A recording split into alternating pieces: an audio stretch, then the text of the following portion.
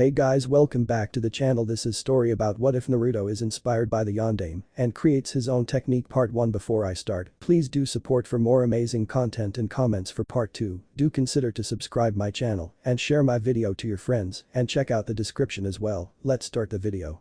Konoha. It was nighttime right now on October 20th, 5 years after the attack of the Kyuubi. Most people were asleep. The ones that weren't were up for several reasons. Those at the gates were on guard duty. They would watch the forest for any hint of movement. It was tedious and boring but necessary. For they knew if someone got past them, their loved ones were in danger. In the Anbu building in the exact center, about 20 people were up and working hard. 14 of them were in the tactics and strategy floor, in which Anbu captains and the commander would meet and discuss. The other 6 were far below in the basement, known as the torture and interrogation floor. 3 of the 6 people there were recorders waiting for certain in to spill their information. They knew it was only a matter of time, but they just thanked Kami that they were assigned to the best of the best, so it would be done quickly. The first interrogator was Marino Ibiki, the sadist. He used both psychological and physical approaches to break them. He was simple and precise. First goad them and make them mad, then punch them until they bleed, and finally give them redemption. This method was an old tactic book that still worked like a charm. He worked a lot because he didn't do much with his free time, earning him the nickname the sadist. The second interrogator was Mitarashi Anko. Former apprentice of Orochimaru, she had a mean streak and a hate streak so large that if tangible, it could stretch from a Wakagure to a Mikagure 2 times over. Unlike Ibiki, she reveled in making her patients blood. She would use snakes that injected pain, she would use knives, she would use kicks to the groin. Consistently and constantly she dished out pain in the most graceful and gruesome fashion. Her recorder winced a bit as Anko unleashed a very hard blow, down low. Her interrogations never lasted over 2 hours. By then either the patient needed to go to the hospital's intensive care unit or the patient would be spilling his guts out and then going to the hospital's intensive care unit. Finally, the last interrogator was Yamanaka Inoichi. This man was a legend. Famed the best interrogator in the elemental countries, he taught Ibiki the ropes and then some. This man, though in retirement, was pulled from time to handle the hardest subjects. It was said that Ibiki couldn't hold a candle to him. And when Ibiki's opinion was asked, he simply said he couldn't even touch the man's ability. Inoichi would take the psychological approach, using words and emotions to deal the beatings. If not, he would simply break the man's mind and get the info out, even though he would prefer to leave a man's mind intact. Inoichi was not a man to trifle with in the business. When it would take 3 hours with Ibiki, it would only take 10 minutes for Inoichi. The next group of people that was up was in the Hokage Tower. The Hokage contained many things. The council chambers, storerooms, documents, and more documents. Inside at this time were guards, a series of Anbu and Jounin surrounding the tower and covering it from every angle. Every person that entered the Hokage's tower would have their body checked, unknowingly, for identification, genjutsu, and weapons at least 2 times. The only other person in the Hokage tower was the Hokage himself. Once called the god of shinobi and the professor. Both titles well earned and well kept. He was a kind man who loved his village at times, but a very sneaky one to those who deserved it. He would make rules and laws behind the council's back to ensure that they couldn't get their dirty paws on things they shouldn't be touching. At this time of night, the Hokage would be doing several things. One of them was paperwork, the bane of all Hokages. 20% of the documents in the Hokage tower resided in his office. Another one of them was reading a small orange book that was signed by his student. His final work of the night was using the crystal ball to search over the lands, ensuring many were safe. He passed over 6th district, which was the slums of Konoha, to the 5th district, which was an under-the-radar area in which nins usually hung out and trained. It was usually restricted away from civilians, but it really didn't matter because not many civilians wanted to see Anbus or bloody and merciless killers watch their every move. As Sarutobi looked through the area with his crystal ball, he found an interesting sight. His eyes followed a little mass of blonde and orange enter an inn library with his Anbu following him quietly. Though he trusted his Anbu to keep himself, he wanted to know what was going on. The Hokage cleared his throat and called out Dolphin. An Anbu came in ready and waiting. Go to Wolf at the Nin Library in 5th District, Nin Library number 2, and ask him about Uzumaki Naruto. Dolphin nodded silently and disappeared. Sarutobi turned back to the crystal ball and focused back on the blonde. What are you doing, Naruto? Nin Library number 2. Naruto. Naruto snickered. There was no one guarding the library, so he went on in. He made sure he went through one of the loose windows so he could close it afterwards. With him he brought some worn rope and a bent hook he found in the garbage. He used his makeshift grappling hook to enter the library. Naruto's eyes were well adjusted to the night and he started to look around. He finally found a candle and match on the desk of an accountant. He lit the candle and made his way searching for the chakra manipulation section to continue his research. Now you're wondering how can a 5-year-old read well? Naruto's intelligence and maturity is far above the standard child. His mindset and resolution could be considered a seasoned ninja, and his learning ability was on par of a seasoned genin. He was forced to mature at the age of 4. No easy feat I can tell you, he was attacked on his birthday for the past 2 years, ever since he started walking outside his apartment. And each of those years he had gained invaluable knowledge that lit a spark in his imagination. Naruto was looking for the chakra section to expand his knowledge on how to manipulate it and maybe how to improve his control of it. Now usually if he had a question about anything at all he would ask either the old man, Doggy-kun, Dolphy-kun, Kitty-chan, or even Birdie-chan, but this time he wanted to surprise them and develop a technique like the fourth Hokage, something that would make him fast. Naruto walked through the aisles of scrolls and was looking for a specific label. After a minute of walking Naruto found what he was looking for: how to manipulate chakra and improve your control. Naruto smirked. Yes, this would do nicely. Wolf. The silver-haired Anbu watched Naruto pick up the chakra manipulation scroll and read it with an intense nature pounding his eyes. At first the silver-haired Anbu was confused as to why Naruto would be entering a library, but when he took the chakra manipulation, Kakashi smiled to himself. The last time Kakashi had talked to Naruto was 2 months ago when he was on his usual catch-up time. After, he was called out for an assassination mission that took almost 2 months to complete. Dolphin had taken his post and he heard an attack happened but was successfully thwarted before Naruto was harmed. Kakashi knew he could trust his drinking buddy. But he had heard some interesting things about his drinking buddy too, like he was dating Anko. Kakashi felt a presence appear next to him. He tensed for a moment but then relaxed and thought, speak of the devil. Kakashi turned to his best buddy, Iruka. Kakashi muttered, hey. Iruka nodded. Hey, what is Naruto doing? Kakashi gave a smile even though Iruka couldn't see it. He's looking up chakra manipulation. Iruka raised his eyebrows and then nodded for Kakashi to continue. I think he is trying to learn how to manipulate chakra to boost his speed. About 2 years ago when I first met him, I told him how we manipulated chakra to our feet to make us go faster.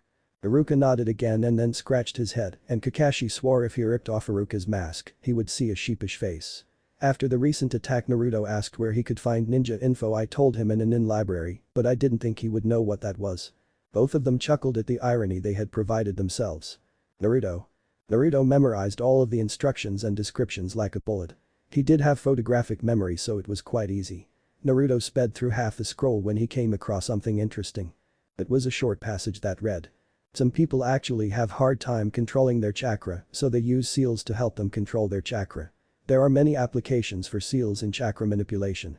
For example, one could use it to help focus chakra in a certain area or store chakra to release later. For more reference see Scroll Chakra Seals by Hattori Nanashi. Naruto bit his lip and debated his options whether to continue or go to seals. I can keep reading, but I should probably branch out into different subjects just in case I can't get these chakra manipulation stuff. Naruto put back the scroll and went to search for chakra seals which was close by. Naruto read through it and found some interesting things. He found things for storage and things for manipulation. Naruto just sped through it not caring for details. Naruto heard someone come up from behind him and whipped around. He saw it was Dogi-kun and Dolphy-kun. Naruto scratched the back of his head and chuckled nervously. Hey guys, the two Anbu remained silent. Naruto dropped his head and put back the scroll. The wolf mask Anbu took the candle and blew it out and grabbed Naruto's grappling hook. The dolphin one grabbed Naruto and put it on his back. Naruto grabbed hold and the three sped towards the apartment. On the way Dolphin scolded Naruto for breaking into the library. An hour later. After they had tucked Naruto in and made sure that he would stay there, they left to the Hokage to report, handing it off to Nico to watch the boy. They both ran silently towards the Hokage tower. As they arrived in they steeled themselves for an intense questioning. The Hokage was looking right at them as they came in. While smoking his pipe, his eyes burrowed deep into their heads and could have probably fried their brains like steak. Report, the Hokage said in a rough voice. Though this was not the voice of the god of shinobi, it was at least at Anbu commander level. Kakashi went for the both of them. Sir, I followed Naruto, who woke up at 11:34 and went across the district to the ninja library number 2.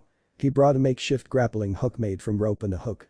He climbed in and used a candle from an accountant's desk to find his way around. He searched the aisle and started reading the scroll, how to manipulate chakra and improve your control.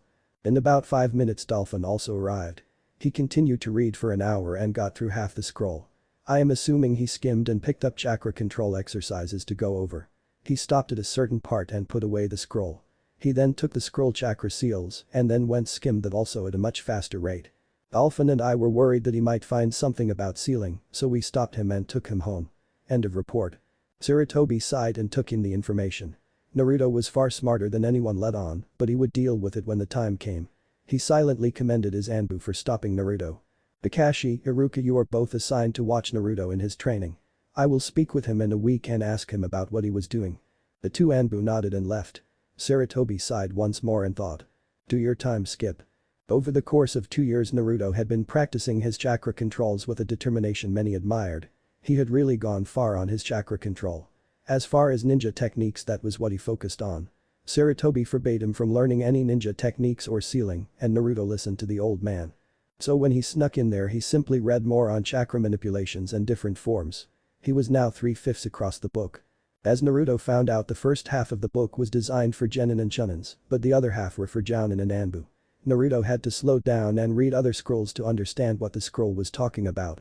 And so Naruto time was severely divided between multiple subjects. From elemental manipulation to geography. Naruto understood the necessity of these things as a ninja and continued reading them. In his spare time and as a change of pace, he sometimes read some history and learned about his old man, who had been once called the god of shinobi. That god of shinobi had to raise the white flag by giving Naruto 10 bowls of ramen so that he could stop bugging him to teach him techniques. Naruto had started to develop his technique. When Naruto had read about how quick the Yondaime was, he was impressed to be able to take an army in mere seconds. Then when Naruto had learned about manipulating chakra to make yourself go faster, Naruto was determined to master it. He went to the library and found the basic elements and chakra exercises.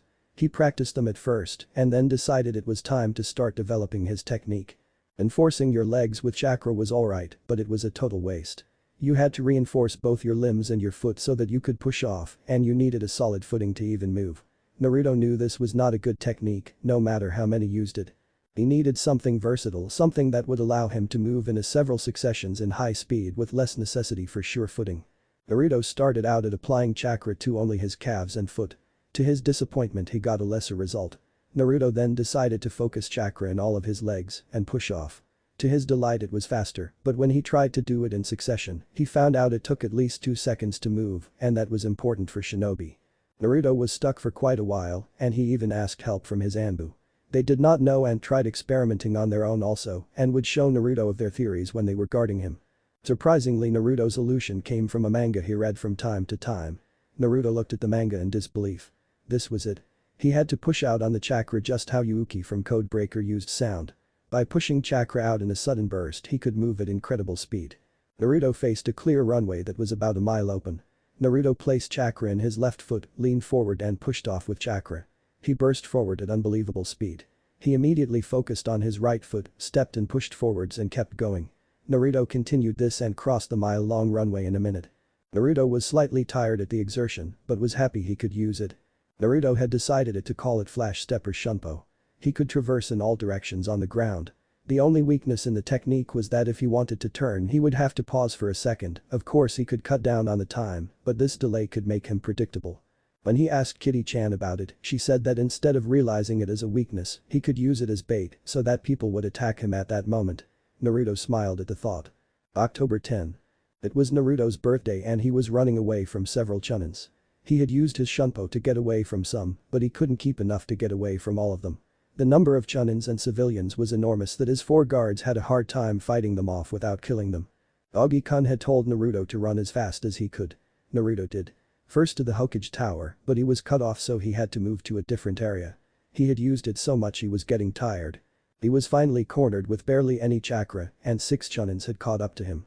Naruto backed up to the wall and tried to pull on chakra, but he couldn't find much to do with Shunpo or enough to climb the wall. Damn it, what to do, Naruto thought desperately. Naruto felt a sharp pain in his leg to see that a Chunin had thrown a kunai in it. Ah, can't escape now, demon. Naruto backed up against the wall. Naruto analyzed his situation like all geniuses did in life-threatening situations. Damn it, I don't have enough chakra for another Shunpo, and maybe I could climb the wall, but they'll probably catch me. Could I fight them? No, it's 6 versus 1, and I'm only 7. Damn it, what to do? I'm gonna rip you up so bad. One of the Chunin said while taking out another kunai. The Chunin threw his kunai and Naruto moved to one side, dodging the kunai. It embedded itself next to his head. Naruto grabbed the kunai and held it out in a defensive stance. One of the Chunins came at him. Naruto crouched down, allowing any strikes to pass over his head and slashed the Chunin. Naruto was lucky that the Chunin was drunk and he was particularly skilled at aiming. But even with it he only slashed the man's nose. "Argue little fucker," the Chunin cried out in agony. One of the other Chunin grabbed Naruto's hand and twisted it. Naruto's pain skyrocketed and then he heard a voice almost thinking it was Kami. "What the hell do you think you are doing?" The Chunins jumped back and a man in white robes with long black hair jumped in between the attackers and Naruto. This man had wide eyes and his veins around his eyes were bulging. The Chunin stumbled back. "It's Hyuga Hiashi, he's a clan leader shit." They tried to run but found out they couldn't move. Naruto heard a voice and looked past the Chunin to see three people. The one with the pineapple-shaped hair muttered simply, "Your actions are too troublesome," so they had to be stopped. The chubby man nodded and jumped over the Chunins to look at Naruto. The chubby man took out a food pill and gave it to Naruto. Naruto just stared. The chubby man understood his confusion. "It'll help soothe the pain." Naruto trusted the man and swallowed it. The chubby man was right, it made Naruto feel relaxed and his head cleared. The final man came over. He had long blonde hair and a ponytail. He bent down and whispered softly, "Naruto, I'm gonna put you to sleep so we can get you to the hospital." Naruto nodded and let the man cast a jutsu on him to sleep. Inoichi picked up Naruto carefully and gave him to his best bud Choza. Choza immediately left for the hospital. Inoichi turned towards the 6 Chunins. The 6 Chunins were very afraid that day.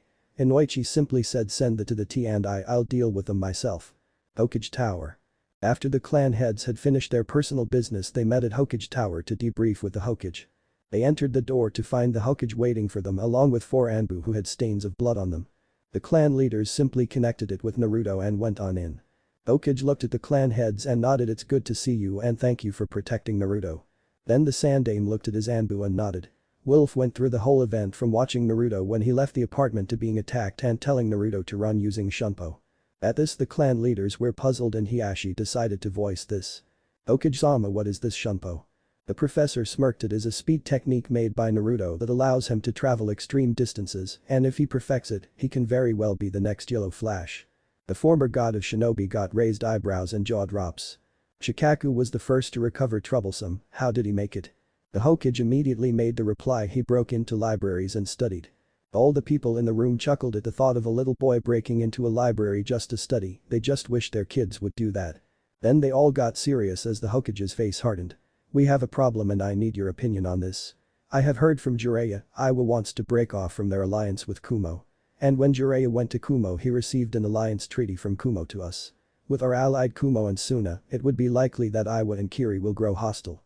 Because of this I wanted every clan to up the regiment and prepare." The room grew silent. You could hear a penny drop on the carpet floor. Inoichi was the first to say something. "Sir, I think it is unlikely that there will be war because it'll be 3 versus 2. The other leaders nodded. But Sarutobi shook his head. "I have also heard activity in the grasslands. If that becomes a new village and if they ally with Iwa and Kiri, we will have war and either way we must become stronger." After a few minutes of discussion the Anbu left to spread the news to other clans and leaders to prepare their men. A year later. Naruto started academy at the age of 8 along with his others his age. Even though he could have started a year earlier he did not want to go ahead. He had spent another year looking at Taijutsu style that would fit him. Naruto was tipped off about a certain Taijutsu style, the soaring fist, and was practicing it steadily. The soaring fist mainly focused on getting out of the way from hits and using extreme and heavy punches from different angles to take out the opponent. It was a fast and powerful, perfect for Naruto's technique. And while his visits through the library he found a particular scroll by the Yondaime himself about deception. It said it was the key to any shinobi. It could cause people to underestimate you for your looks or overestimate you on your reputation. Any misinterpretation can be used as an advantage. And every advantage was another way to win. This made Naruto think deeply about what to do against a hatred, to disguise himself so that he could mislead everyone. He would fake everything. He would fake his attitude, fake his knowledge, and fake his power. He would hide it all to ensure that they would underestimate him. No matter how long it took. Naruto decided in the academy he test this disguise, this deception. In class he would be an average student, he would not stand out, he would not excel at anything. If he excelled, he would stand out. Naruto knew that people would not want to see someone like him for whatever reason, excel. He could gather that much, at least. Finally, when the time comes to excel he would do grasp it and take down anything in his way. Naruto yawned as he got up. It was finally the day he would start the academy. Naruto sighed. He already knew the curriculum for the first year of the academy from his readings in the library. He already knew what he was going to do. He would stare at the teacher and be blank while he practices a very difficult chakra exercise of making a string, stiff but still malleable, into that of a paperclip. This was satisfying even though Naruto wanted to practice his elemental affinities. Naruto knew his affinities were fire and wind. Wind and fire were very dangerous, or at least it was what Birdie-chan told him. Then he tried to practice it and it didn't turn out so well. Wolf and Dolphin Hog tied him and dragged him up a really tall tree and hung him there until he swore on the Ramen gods that he would not practice elemental jutsu. Yes, Naruto did swear on it, and yes, Naruto did repent for his sins later. So Naruto snuck into the library a couple months ago. This time he had Doggy-kun and Birdie-chan come with him. He read the chakra manipulation all the way through, memorizing it. After a good 2 hours of straight reading, which was a miracle for Naruto. Both Anbu and Naruto were tired. Well, okay, the Anbu were bored as hell and Naruto was sleepy. Now why hadn't Naruto gotten his research done already? Due to the fact that when Naruto read something he didn't understand, he wanted to research on it, but the Anbu knew very well that would lead one thing to another and another and another until he had pretty much gone through a whole trip in and around library and finally settled back down and read the chakra manipulation scroll again. Then when he finds another thing he did not understand, the process happens all over again. So Wolf had the very annoying task of making Naruto read everything in the chakra scroll first and then dragging him home. Wolf needed his sleep too. When Naruto went home he found a Taijutsu scroll with a feather on it. Naruto made a note to say thank you to Birdie-chan. As Naruto went through his daily exercises of dashing through trees, walking up and down the tree, across the river and back, sticking leaves to his fingertips while hanging upside down, and practicing shunpo for 30 minutes, Naruto put on his disgusting orange jumpsuit and ran to academy not wanting to be late. Naruto walked towards the academy.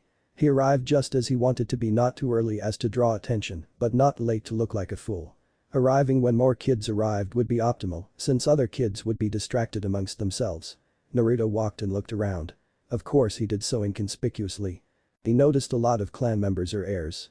This made Naruto raise an eyebrow. Maybe he wouldn't have to pretend at all, or at least not hide his ability all that much. Naruto walked to the middle right of the classroom and sat down near the Aburame heir. Naruto turned to him and held out a hand. "Hello, my name is Uzumaki Naruto," Naruto said with a small smile on his face, but his eyes were dazzling with hope of a friend. That is, of course, if the Sabrume's parents weren't biased against him like for some reason all the other parents were. The young Aburame had a large coat that covered most of his face and glasses on his eyes, so it was hard to see his reaction. But the positive thing was that the Aburame turned to him and shook his hand. "My name is Aburame Shino," said while nodding. Naruto nodded as well. Naruto then turned and examined what kind of heirs did he have in the class. He had one from the Uchiha clan, Sasuke, brother of Itachi Uchiha. He would have to watch out for him. Next was a Hyuga Hinata, Naruto had heard from. Doggy-kun would happen to her and pitied her. Naruto made a silent promise to not let it happen again. The other one was an Inyazaku Kiba, though not the clan heir, he seemed like a prideful boy. Another was the Inoshikacho trio kids. Naruto would definitely look out and watch over these three, for like the Hyuga, he owed a life debt to their families. Naruto kept his promises, even the unspoken ones. Naruto broke out of his musings and used all his willpower to not jump out of his seat and yell. This chakra was the exact copy of Dolphy-kun. Naruto clenched his fists to calm himself down and turned towards the door. It slid open to reveal a man wearing a Chunin vest. He had his hair tied in a ponytail and a scar across his face. Naruto's eyes narrowed as he suspected the newcomer's identity. Iruka walked to the center of class, cleared his throat. When the class did not listen, Naruto could see a vein bulge on his head. "Shut the fuck up, brats." Naruto reeled back at the force of the yell and thought, yep, definitely Dolphy-kun.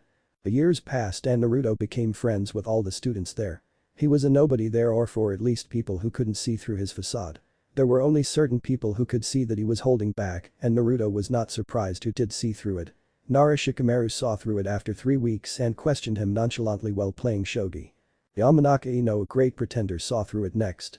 She pretended to be a weak girl, but in fact, like him, it was a mask. Naruto asked her about it and she said that her father Yamanaka Inoichi had told her how he acted in school and used to act. Another person was obviously the silent one, Aburame Shino, who, though his talks with Naruto, figured it out easily. Naruto made close friends with all of these peoples, but he would not show them his true skills. When they asked him about it, Naruto just referred them to the Nindaime scroll. Naruto stayed in the background, scoring just average. But in secret, Naruto trained in his style, becoming more proficient, and now under the undercover Anbu Dolphy-kun, Naruto studied more history. Time skip 4 years later. Naruto trained heavily over the past 4 years in secret. His Anbu guards had retired from service when he was 10. He made sure they had a great send-off since he did color all of their underpants pink. Wolf's hair was now yellow, Dolphin's scare was now a tattoo well for Bird, and Cat Naruto was too scared to do anything to them last time he tried well, he got an extremely stern talking to. In the soaring fist style there were 7 levels, and Naruto was on level 6. He learned that this Taijutsu style not only was a way to strike quick, but also from afar. It showed a use of chakra and how to push it out in a burst. But the only problem was he compressed the chakra enough, no matter how much control he had. When he asked the Hokage about this, the Sandaime wrote several seals on his arms that automatically compressed the chakra and shoot it out when he pushed chakra in it. Naruto walked into the Hokage office to find the old man working steadily on his dreaded enemy paperwork. Naruto cleared his throat and the professor looked up. The Sandaime brightened. Yes, Naruto-kun. Old man, I am having trouble compressing my chakra so I can send it out of my hand. The old man's eyes immediately narrowed. Naruto, what have I told you about? Naruto raised his hand to placate the god of shinobi. It is for my taijutsu style I found a while back. The Hokage sighed and said in a tired voice, I may not be a genius in seals, but I am adept. I'll use them to compress the chakra. Come here, Naruto. As Naruto walked, the old man took out ink and brush. Then Naruto started to ask more about seals. After several weeks the Sandaime relented. He took pages out of books and gave them for Naruto to study. Naruto learned from explosive tags to storage seals. Naruto was adept at seals, and he knew that the tattoo on his stomach was not a tattoo, but a storage one, even if he couldn't understand it. But what was this, the thing so many hated him for? As for his shunpo, Naruto copied, refined and made seals on his legs to create the shunpo. Now Naruto could control the distance he could cross by just focusing how much chakra he focused on his legs. Naruto also started to cover his hands with gloves so no one would notice the seals by accident. To Naruto's delight, Naruto read that if chakra is focused by seals, it couldn't be properly seen by the Sharingan. A year after the Uchiha massacre, Naruto started to dislike the Sharingan for its copying abilities. He read up many scrolls on how the Sharingan was used to copy or steal so many things it pissed him off. Yes, it was a good weapon, but there was a point where it had to stop. The stuck-up Uchiha did not help either. Naruto felt sorry for Ino, who had to keep up her mask as a love-sick fangirl. It was almost time for academy testing when Naruto was called into the Hokage's office with Dolphy-kun. Naruto looked at the Hokage and did not see the old man he used to play with, but the leader of a hidden village. Naruto immediately dropped his mask and was all business. Alphen immediately started the conversation. You called Hokage-sama. Sarutobi nodded. Mizuki has been receiving information from an outside source. I believe he plans to steal something from Konoha, but I do know what. Naruto, I am going to give you a mission to fail. If Mizuki approaches you and asks you to do something, do it. I will have Iruka tail you. When the time is right he will appear and both of you will take out Mizuki. Naruto mentally smiled at the part of both. Both said in unison, Hi Hokage-sama. As planned, Naruto failed, and when Naruto came out he silently left the room without a word. He sat on the swing and pretended to look sad. One of his friend tried to approach him, but he simply jumped away. As planned, Mizuki told him to take the scroll and learn a technique. Not as planned, Naruto read the first technique in the scroll quickly. Kage Bunshinahim allows user $2 sh number T. It's an answer to my prayers. Now I can read all the scrolls. Yes. Naruto quickly went through it, but sadly Mizuki had not arrived yet. Naruto sighed. Well, Naruto thought, smirking, might as well take a peek at the other sections of the scroll. Naruto opened another part of the scroll, Clone Explosion. OHHH, this one was even simpler than Shadow Clone, so Naruto learned it as well. Naruto skipped over some of Nidaime's water jutsu and Shadaime's earth jutsu and came to where he wanted. Sandaime's fire techniques. Naruto shook his head and looked at it again. It was a seal that was placed on one's arms. It allowed the arms to be covered in fire. Amazing, creating seals that would transmute your chakra into fire elemental chakra. Naruto quickly memorized the seals and in his head mapped out how to incorporate it into his own and use its chakra to power it. ARGG, this is so exciting, but I need to write this all out. Let's read it one more time. As Naruto did, he felt the presence of Dolphy-kun in front of him. Naruto looked up and smiled. Hey Iruka-sensei. As planned, Iruka scolded him for stealing the scroll. Naruto kept smiling and said, but Sensei, Mizuki-sensei told me. Alphen feigned surprise and said Mizuki. All of a sudden they both turned their heads and jumped out of the way. A hail of kunai stabbed in their place. Mizuki's eyes widened. How did they sense him? How did they even dodge that? Naruto glared at the man. Mizuki, team, you're under arrest for treason. Mizuki's jaw dropped. What the hell? Mizuki decided to play it cool. Ahaha, stupid brat, do you actually think you were going to steal the scroll? Naruto smiled, and Mizuki's heart dropped. Yep, I was ordered to by the Hokage. Mizuki became enraged. How dare this demon talk to him like that? You know what you are, huh, Naruto? You're the Kyuubi. Naruto's eyes widened. He stepped back. His eyes widened, jaw slack. Mizuki's heart was filled with glee. Yes, Mizuki took out a shuriken and was about to throw it when his body suddenly felt weak. He felt something wet drip down on his clothes. Mizuki looked down to see 4 kunais in his body. One just below his neck, one just below his heart, one in his lung, and the final one in his most sensitive part, but it didn't matter because he died quickly. Naruto closed his eyes and fell to the ground. Mizuki was taken care of by his old guards, so he was fine. He pulled up his knees and held them in pain. Dolphy-kun landed next to him and put a hand on his shoulder. Naruto looked up into Dolphy-kun's eyes. He saw regret, sadness, and comfort, love and friendship. Iruka smiled bitterly and said, come on, let's go to the Hokage. 4 hours later. After debriefing with Naruto and a long explanation that Naruto wasn't the demon, Naruto was finally able to leave the Hokage tower and go to his house. Naruto put away his new forehead protector and sat on the bed and sat for a while. He reached out with his senses to make sure the familiar presences weren't there. Safe from anyone prying into his privacy, Naruto smirked. His plan worked perfectly. Naruto had learned of the Kyuubi a long time ago. Of course he had never met face to face with the bastard demon. He figured it out with the seals he was given. I mean, come on, people calling you a demon or fox brat every day, it kinda made you wonder why. Naruto, being a genius, figured it out simply. Naruto took of his horrid jumpsuit and placed it on a hook in the middle of the room. Naruto then took out his own set of ink and brush and started writing away plans. He did so for 40 minutes until he was satisfied with his layout. Then Naruto started to draw on seals that would meld his soaring fist seals into Sandaime's raging flames, but instead of using his chakra, they would use the Kyuubi's. You see, many people think seals are really hard, not really. All you need to know is what. For example, explosive tags simply is the intake of chakra and release of energy like a grenade. So in reality it is just exploding chakra. Seals is like a microwave. Instead of warming it by yourself over a fire, you could just put it in a microwave and it would do it for you. All it needed was energy. Now the different types of seals are not that hard either, just more letters or more combinations. Instead of 24 alphabets there were 298, and the bigger and more elaborate seals were just a combination of that.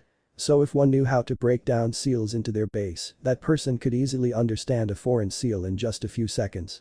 Naruto was doing exactly that. He had already broken down the seals in his soaring fist style, and he spent 20 minutes breaking down the raging flames. After he mixed them together and added a buffer to collect 50% of demon chakra that had not been purified. This was like killing 2 birds with 2 stones. Though the seal on his stomach did in fact purify and add to his chakra, there was a constant flow of demonic chakra in him. Now normally Hyugas couldn't see it, but Naruto guessed that it was a little sliver going through the chakra system. This messed up his control because he had his normal chakra and then this super hyped up chakra that he had to tame. And chakra is like college students in a party. When one area gets pumped up, the whole party gets pumped up and breakouts the beer. So by taking some of those slivers he could pump up, could easily power up his new flaming Skylark seal. Here's my little spiel on this. The demonic chakra is obviously million times more potent than normal chakra, so powering up a seal should be no problem. Now considering there is a non-stop flow of small Kyuubi chakra going through Naruto's body, I think it's gonna charge up fast. Also Naruto is not going to put this onto his legs because he thinks his flaming Skylark won't charge fast enough if he did. Oh, where I came up with the name I have no idea. Naruto finished the seals and smiled. It had taken him 2 hours, but he had did it. Naruto faced a horrid orange jumpsuit. He sent a small amount of chakra into his right arm. Immediately his arm was covered in dark red flames. Naruto took the Mukuken stance. His punch lashed out a burst of flame burning through the horrid orange jumpsuit, through the wall behind it, the other 5 walls behind it, and finally out into the air.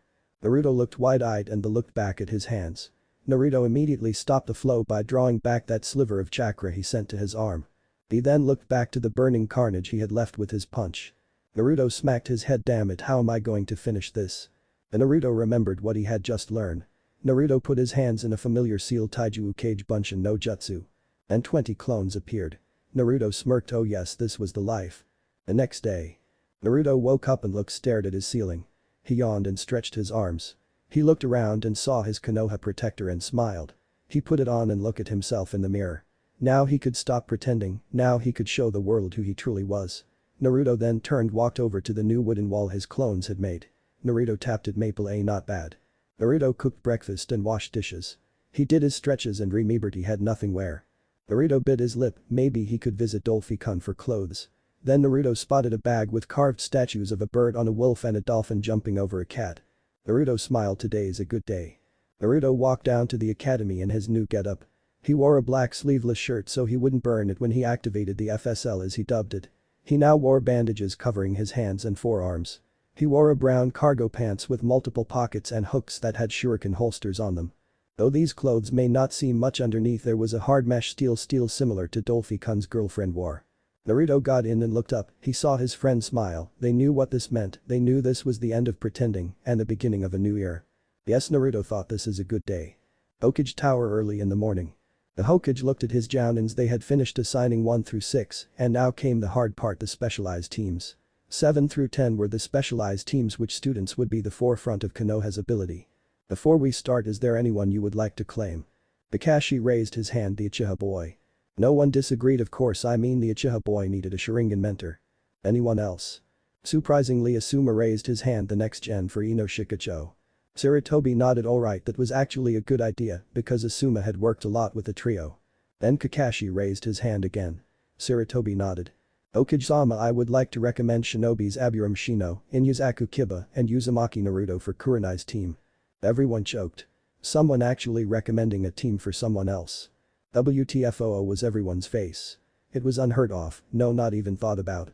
Of course someone could ask for a specific student, maybe 2 students was pushing it, the rare exception for a full team, but for someone else that was asking for a kunai up your ass.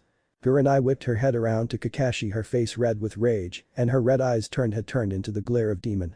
But Kakashi had taken out his book and used the ungodly powers of the Icha to counter the death stare. Thank you Icha gods, Kakashi thought. Aka shit, do you want to tell me why the fuck you recommended a team for me? Sarutobi coughed and Kurenai blushed in embarrassment and bowed, I'm sorry for my outburst, Hokage-sama. The professor waved his hand and turned back to Kakashi. Your reasoning for your suggestion, Kakashi. Kakashi nodded, I believe Kurenai can develop this team into an assault tracking capture team. With the situation with the other villagers, we need teams that are more diverse. Sarutobi nodded and the genins chosen. Kakashi nodded again, Kiba will obviously be a tracker, but his clan techniques can also be used as an assault. Shino can easily track like Kiba and capture with his Kikai bugs. Finally, Naruto is fit for all 3, he has honed his senses after a few incidents, this caused some men and women in the room to flinch, and he knows enough anatomy to knock out a person with a senbon, and finally with the techniques he has just learned, and that he can easily be used in combat. By that, Kakashi meant the Shunpo step, but he had promised Naruto to keep it a secret, and he respected that. Sarutobi nodded, he knew what Kakashi was talking about, but Kurenai didn't.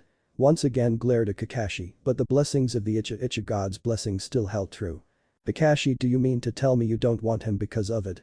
Kakashi looked at her and gave her his famous eye smile, I said that, nodded. Sarutobi cleared his throat once again and they turned their attention back to him. It's decided then, Kurenai, you will get Aburame Shino, Inyazaku Kiba and Uzumaki Naruto. Hi Hokage-sama. Kakashi, you will get the rest. Hi Hokage-sama. Sarutobi stood up and looked at his jounins, his elites, I will not lie to you, we are on the brink of another war, no one will be cut this time, but everyone will be trained.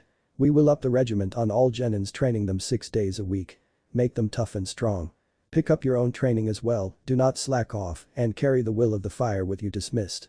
But that the jounins left to get their teams. Sarutobi sighed and pulled out his pipe once again. Naruto was sitting talking in a droll fashion with Kiba, who responded pretty well. Kiba and Naruto were wondering who they were going to be teamed up with, so they talked and jibed about who would be in which teams. They argued about a couple placements, but they both agreed that if Sasuke was put with Ino and Sakura, Sasuke would suicide. Naruto said in 3 days, Kiba gave him 1. Then Dolphin came in with a clipboard. Now of course Dolphin or Iruka was not in his Anbu getup, but Naruto always put that tag on him. Everyone quieted down. This would be the last time they would consider him a teacher, and they knew to respect that. Iruka looked at all of them, today you will graduate and become ninja.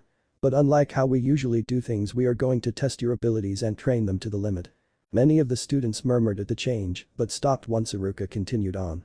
I will not lie to you, we are on the brink of another war, hostilities are high, and your actions in the future will decide how this play out. Train your hardest, keep your comrades safe, carry the will of the fire.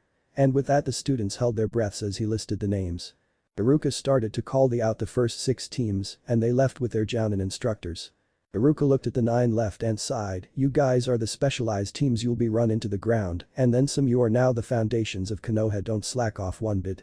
As Iruka called out his team in Yuzuka Kiba, Uzumaki Naruto, and Aburame Shino. Naruto smirked. He got a good team, a versatile team. Kiba and him were perfect in combat, Kiba and Shino were good trackers too, and Shino and him could capture if put to the test. Kiba jumped down to Naruto's row, and Shino was already sitting in the row. Kiba gave a feral grin and Akamaru woofed in glee. Shino nodded to both of them, and Naruto just leaned back and smiled. "Looks like we're teammates now," Naruto said in a satisfied voice. "Yeah," Kiba responded. Shino remained silent and let the two talkative people do the chattering. Then Kiba noticed the bandages. "Hey Naruto, what are those bandages for?" Naruto looked at his hands and then turned over to see that Team 7 was still in the room. Naruto turned back to Kiba. "Tell you later when we are with sensei." "Speak of the devil." "Kurenai Yuuhi just walked in. Teammate with me please." They followed Kurenai into a cafe and sat down in a booth. Naruto made sure to look away when the waitress was serving them so she wouldn't find out it was him and cause trouble. They got their food and waited for Kurenai to speak. Kurenai gave a nice friendly smile and started to speak. "My name is Kurenai Yuuhi, I like my friends, learning Genjutsu, my dislikes are perverts and sexists, my dream is to become a master of Genjutsu and raise a good team." The whole team blushed at the comment. After a few seconds of silence Naruto decided to take charge. Naruto gave a smile. "My name is Uzumaki Naruto, I like ramen, friends, learning and reading," and a certain bunch of four. Kakashi sneezed on Sakura, Iruka sneezed on his food, the Nico sneezed on her boyfriend who coughed, and the eagle sneezed on her nephew Niji. "My dislikes are traitors, biased people, how the library closes late. My dream is to become the greatest nin I can." Kurenai mentally put a note that Naruto had ambition, which was quality in a leader, if controlled of course. Shino looked at Naruto quizzically, or so everyone thought because they could see his eyebrows rise above his head. "Why do you not like the library closing late?" Naruto smiled at him and nonchalantly said, "Because it makes me wait longer to sneak." "I never mind." Naruto caught himself just in time, or at least so that the other genin could not hear. Naruto blushed and looked away. Kurenai raised one of her own eyebrows. "Him sneaking into a library, eh?" Kiba decided to go next. "My name is Inuzuka Kiba, I like Akamaru, my friends and chasing cats, I dislike my sister giving me nujis, people who can't keep secrets, and baths." Kiba shuddered for a brief moment and then continued, "My dream is to become a legendary tracker." Kiba nodded to Shino who nodded back. "My name? Aburame Shino, I like friends, bugs, and learning how to use clan techniques, I dislike people killing bugs, water and pesticides, my dream. To be a worth clan leader." Shino nodded to signify that he was done. Gurini smiled once more. "Okay, tomorrow you'll be tested on your abilities and we will find out what you need to improve on. I'm sure Iruka has told you that you cannot fail, but if you don't do well I will make you train 7 days a week instead of 6. Your objective tomorrow is to capture me. You have the rest of the day to figure out a plan. Meet up with me at training ground 12 at 8 o'clock. The trio nodded to show that they understood her message. Kurenai left and the new teammate walked out in silence. Naruto reached out with his senses to make sure Kurenai had left. After a few minutes he was sure that she was not in the immediate vicinity. Naruto turned to Shino. "Did you mark her with a Kikai?" Shino nodded, it seemed logical to do it at the time. Naruto turned to Kiba. "You got her scent?" Akamaru yipped twice. Kiba translated, "Yep." "Alright, follow me, I know a good place to train." Both Kiba and Shino nodded and Naruto led the way to training grounds number 39. It was pretty large and clear, but there were some large boulders planted on certain spots for target practice or cover. Once they had arrived Shino decided to speak up. "I think it would be good if we knew each other's abilities." Naruto nodded. "Yay, that's a good idea, I'll start." He waited for any disagreement but received none, so continued. "My taijutsu is called the soaring fist style. It mainly focuses on the hands and striking from multiple angles. I have not mastered it yet, but I am close." Shino nodded and added his 2 cents. "After we finish explaining let's have a spar to better grasp each other's techniques." "I have a couple techniques. My first one is Cage Bunshin. It allows me to make a solid clone, but it takes an unnatural amount of chakra. My second technique is a combo of the Bunshin. Jabaku Bunshin, which allows me to make my Cage Bunshin explodes, but this is very dangerous and takes up a huge amount of chakra. My signature technique is Shunpo. By concentrating chakra into my feet and then pushing it out in a burst, I can move in incredible speeds." Shino was interested in this technique. "Naruto, could you demonstrate this Shunpo?" Naruto nodded. He faced in a clear path, concentrated chakra and stepped. Whoosh, Naruto disappeared and reappeared a quarter of a mile where he stood. Naruto then turned on his heel, stepped once more and came back to them. Kiba's jaw dropped and Shino's eyebrows could clearly be seen. "Holy shit," Kiba yelled. Naruto blushed and scratched the back of his head. "Thanks." Kiba jumped up like a giddy child. "You gotta teach me how to do that." Naruto sighed. I don't think the technique would fit you. Kiba stopped immediately and looked sharply at Naruto. Why not? Naruto looked Kiba dead in the eyes. Your clan techniques make you go on your 4 hands and legs. I think it would be better if we adapted Shunpo into something that would fit you. Kiba closed his mouth and nodded. Naruto wasn't denying his request, just saying that maybe there was something better for him. Naruto then unwound his bandages to reveal the array of seals. This is my masterpiece. Kiba and Shino looked at it intently until Kiba asked the question they were both thinking, what is it? It's an array of seals I call the Flaming Skylark seal. It automatically converts my chakra into flame elemental chakra and covers my arms with it. When I push chakra into it I can make a burst of flame come out. It is very destructive and I will never use this technique on an ally, it's just too dangerous. Naruto then rewrapped his arm with the bandages. Finally I know how to dispel Genjutsu, but using the actual style is useless to me because my chakra seems resistant. Kiba nodded in understanding. He was worthless in the department of Genjutsu also. Kiba once again decided to follow anyways. Like Naruto, my Genjutsu is non-existent. Kiba picked up Akamaru and put him on his head. My Taijutsu is from my family clan. I get on my hands and feet and charge on 4 legs like a dog. It uses speed and makes powerful blows. As for my ninjutsu, I have 2 main ones: the man-beast clone, in which Akamaru turns into a replica of me, and Gatsuuga is when we launch ourselves at the opponent spinning rapidly. It is similar to a drill attack. His teammates nodded to show their understanding in his technique. Finally it was Shino's turn. I have no Genjutsu, and my Taijutsu is from a simple brawl style. Made my count to get in close and apply Kikai bugs. I know the bug clone and bug dome technique. Both Kiba and Naruto sweat dropped at Shino's lack of words. Naruto then turned to Kiba and asked, can I see your Gatsuuga on that rock? Naruto pointed to a small boulder a couple feet away. Kiba nodded and yelled, let's go Akamaru. Akamaru turned into a replica of Kiba on all 4s. They ran at the rock and started to spin Gatsuuga. Kiba and Akamaru crushed the rocks into bits. Akamaru turned back into his dog form and yipped happily. Kiba got back onto his feet and gave a V sign. Yay, how was that? Naruto nodded. That was good. But he was distracted thinking on how to improve it. They're very destructive but lacking speed, and against a Jounin we need to be faster. Of course I am faster with Shunpo if I can outrun Anbu, but… Naruto snapped his fingers. That's it, he exclaimed. Naruto ran over to Kiba and Akamaru. Hey, can you start spinning in midair? Kiba thought for a second. Yay, but if we did something like that we would have to be in midair already and moving forward. Naruto smiled. Alright, try again and let's go against that one. Naruto pointed to a huge rock. Kiba jaw dropped. He whipped his head towards Naruto. Do you want to get us killed? Naruto shook his head. Trust me. Kiba shook his head. Fine, but you're covering my hospital bills. Once again Akamaru turned into Kiba. Naruto then said to both of them as he grabbed the scruff of their collar, make sure to start spinning as soon as I let go. Naruto used Shunpo with a little extra. Due to the extra weight he went forwards at high speed, his arms groaned in pain. Naruto landed and threw the 2 forward. Guo. Naruto cried out. Kiba and Akamaru started to spin, but instead of swirling they went so fast they were their own separate missile. They crushed through the rock, leaving 2 clear tunnels between it. Naruto tried to get up and found an arm supporting him. Naruto looked over to see Shino helping him up. That was impressive, Shino said, nodding towards the 2 smoking tunnels in the boulder that were just made. Naruto smiled. Yay. Shino and Naruto ran towards where Kiba and Akamaru were. They found Akamaru in the fetal position, his beady eyes replaced with swirls. Kib, who was next to him, was no better. He was lying sprawled on his back and swirls his eyes. Shino set Naruto down near Kiba and then sat down himself. Naruto turned to Shino and smiled. This is a good technique, huh? Shino nodded. By the way Shino, how much chakra control do you know? Shino thought for a moment.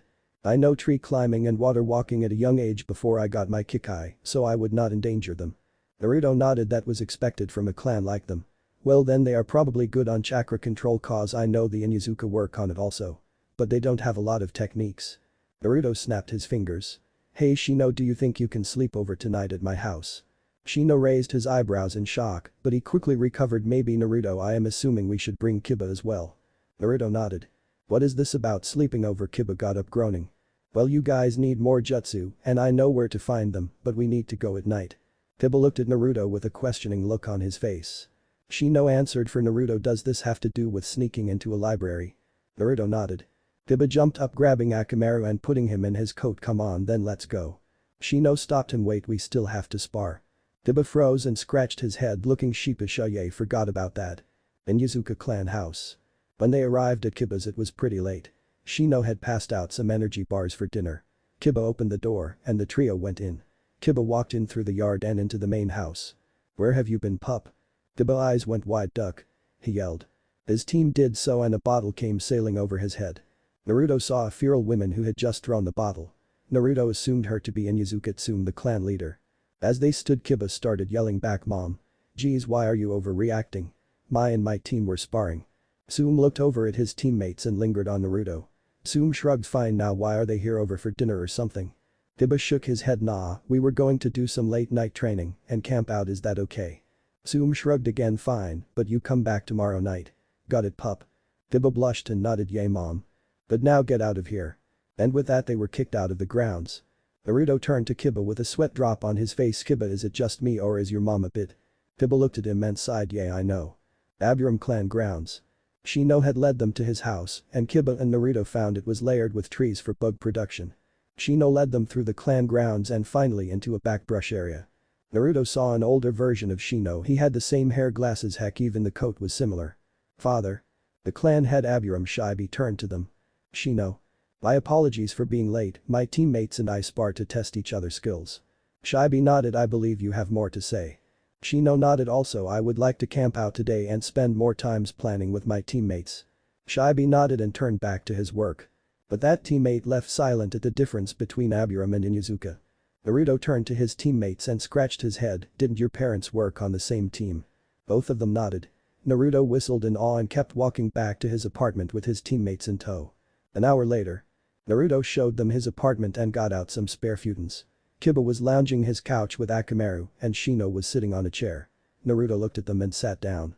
Naruto decided they needed to work, it's going to be an hour and a half at the least before we can go into the library without getting caught. We have 2 objects in there. 1 find out jutsu and 2 find out about Kurenai-sensei. Shino nodded but then asked, how are we going to find about Kurenai-sensei? Kiba spoke up, this time I heard that they kept records in the libraries so we may be able to find something about her in there. Shino raised an eyebrow, I thought they kept records in the Hokage Tower. Naruto shook his head, that is official registration, but information like test evaluation or psyche tests are in the library, most likely in the restricted section. I can probably break in by picking the seals. Shino decided to keep the ball rolling, I think we should work on some tactics. Naruto and Kiba nodded. The next day. Kurenai got up bright and early to get some nice and healthy food. Kurenai yawned and felt a hand on her waist. She looked down and saw it was small and petite. Oh shit, oh shit, oh shit. Kurenai turned to see Anko lightly snoring. Fuck. Kurenai got up and looked down at herself and immediately relaxed. She was in her full nightgown, panties and all. Stop thinking it, you dirty minds. Anko was also fully clothed, if you could call it clothed. Ankami. Kurenai got up and started to cook some eggs and boil some miso soup. Anko woke up from her groggy state and yawned. Oh Nai-chan, thank you for letting me sleep over, I'll help you teach the brats too as promised, YAWWN. Kurenai immediately stopped. She had asked Anko to teach the genin. What had she done? Naruto's house. Naruto woke up and quietly passed Kiba and Shino, he took out a pan and started to fry some eggs. He put some bread in the oven and got out some cups for water. He then heard Kiba get up and walk out. Akamaru was still in his jacket that was on the couch. Morning Naruto. Yo, Kiba getting some food ready. Kiba raised an eyebrow, you know how to cook. Yeah, it's an important skill, you should learn it. Kiba rolled his eyes and started to pour water into the cups and set them on the table. Shino finally got up and just nodded to Kiba and Naruto. The team scoffed down their food and all ran together towards the training grounds. As they ran, Naruto turned to Kiba and asked, hey Kiba, I read something about soldier pills, do you know what they are? Kiba nodded, he took out a small reed pill and explained, these were made by the Akamichi, they are little pills packed with nutrients and everything, it makes the body run on overtime and doubles its efficiency, but when it runs out it is easier to knock you out because your body slows down heavily. Naruto thought for a second, that doesn't really seem safe, maybe if I use something like Kiba, do you remember my seals that I have on my arm? Kiba nodded. Well, to produce the flames the seals have to store chakra and convert it into flame, I was thinking we could do it for you so your jutsus could last longer. Kiba smirked, alright, but where are you going to put it? Naruto thought for a second, I've read the best place to store chakra is either on your head or base of your neck or the stomach, I don't think you want it on your head because many would ask questions and your stomach would be weird, so I think the neck would be the best. Kiba accepted his reasoning and asked another question, but other than just hiding it with my clothes, is there another way we could disguise it? Naruto bit his lip, I'll have to reference in the library, I remember it saying something about seals in the appearance of tattoos. Shino then decided to speak up, do you all remember the plan? Shino's teammates nodded, they remembered all the info they had gathered yesterday. And flashback. Kiba, Naruto and Shino both walked up the wall of the library very quietly. Naruto opened the loose window and ushered them inside. Like always, Naruto went to the accountant's and grabbed a candle, but this time he grabbed some extra ones. He walked back carefully to Kiba and Shino who were looking around. He handed them out and they used Kiba's matches to light them. Kiba had a whole survival pack sealed in a scroll in his back pocket. Why? Because his mom was paranoid. They walked around carefully looking for the subjects they assigned themselves. Naruto was searching for some ninjutsu for both Kiba and Shino. This was the harder part because there were not many high-rank ninjutsu here, too dangerous. Instead they had basic and maybe chunin level jutsus. Naruto was assigned this task because of his Kage Bunshin. He would read each scroll and pick which one would have a low chakra cost, while at the same time beneficial to them. Shino, being an analyzer, would look at the maps for training ground number 12 and draw a copy. He would also mark areas where they could implement their planned tactics. Then Shino would go to Naruto, report, and get the ninjutsu scrolls to copy. Kiba was assigned finding about Kurenai. As a tracker, Kiba had to memorize descriptions on the fly, and he practiced at home by reading a line of text once and then remembering it at the end of the day. And flashback end. Sadly, they only got 2 jutsus each that would really help them without hampering their chakra supplies, but it would have to be enough. They arrived at the training grounds to see Kurenai and some other women with her. Naruto climbed over the rocks and such and walked over to Kurenai. When he and his team got there, they all nodded and greeted her. Kurenai-sensei. And Naruto scratched the back of his head. I'm sorry lady, I don't know your name. The scantily clad woman scoffed as she took a bite out of her dango stick she had in her hand. The name's Anko kid, I'll be helping you train in combat later. Nai-chan over here will work on capturing and we'll both work on tracking. Naruto nodded. It was not weird that Jounin stuck together when training. Anko got up, still chewing on dango. I'll be watching from over there. Anko pointed to a large tree that was near the edge of the training grounds. See ya. Anko gave a cheery wave and jumped over there. Kurenai shook her head and turned to her team. Alright, you have 1 hour to find me and I will be in this training grounds. You cannot use the trees for cover, nor will I begin. Kurenai disappeared under Jinjutsu and the rest of Team 8 jumped back as one. Naruto looked back and forth trying to find his sensei, but there was no avail. Naruto whispered to his team, do you guys have a track? Kiba shook his head, there is an overwhelming stench of perfume, it's covering my senses. Shino also shook his head. It seemed my Kikai bug was disabled with said perfume. Naruto sighed and closed his eyes. Alright then, I'm using that. Naruto immediately jumped up his bandages, unraveling Kiba, and Shino immediately jumped back even farther, not wanting to get caught in the AoE. Anko was looking with interest. Good, they're working as a team and they know each other's abilities. Very interesting, but what is the fox boy doing? And then everyone saw it. Naruto, who had jumped about 40 feet in there thanks to his Shunpo. Naruto charged a good amount of chakra into his arm. He hoped Kurenai-sensei wouldn't get caught in this. Flashback. Naruto opened his door, his face was nervous. Here's my house. Kiba and Shino stepped in and looked around. His house was actually quite neat, though some of the stuff was worn because he had found them in the dump. Shino walked over to the other side of the room and inspected the kitchen. There wasn't much in it, but it was still enough to get by. Shino raised an eyebrow at the Spartan-like areas Naruto had. Kiba looked at a certain spot in his little house, the newly made wall. Naruto scratched his head at Kiba. What's up? Kiba pointed to the wall. That smells brand new and all the walls behind it too. Akamaru yipped in agreement. Naruto scratched his head again and gave a shaky smile. I kinda used a seal I made on a target to practice and it caused that. Kiba and Shino both turned so fast Naruto thought they would break their necks. But Kiba shouted. Naruto sighed and explained. Flashback. And. Naruto pulled his fist back, the fire burning like a furnace on his arm, and in one motion, Naruto turned his body and thrust with his right arm and whispered, flaming swallow drive. A huge stream of flames came out of the fist, scorching the lands in front of him. Though it did not cover all of it did burn everything on the surface. Naruto fell to the ground and said, initiating tactic 27. Anko's mouth dropped. This kid had just sent a jutsu that burned a good portion of the field, albeit only on the surface. That was at least a B-rank technique. She turned and expected to see Naruto on one knee panting like crazy, but he was only breathing hard. Damn, Dai-chan struck gold. Kurenai. Damn it, Iso did not strike gold on this. Kurenai was in the very middle of the attack. She did the only thing she could, duck underground. Naruto.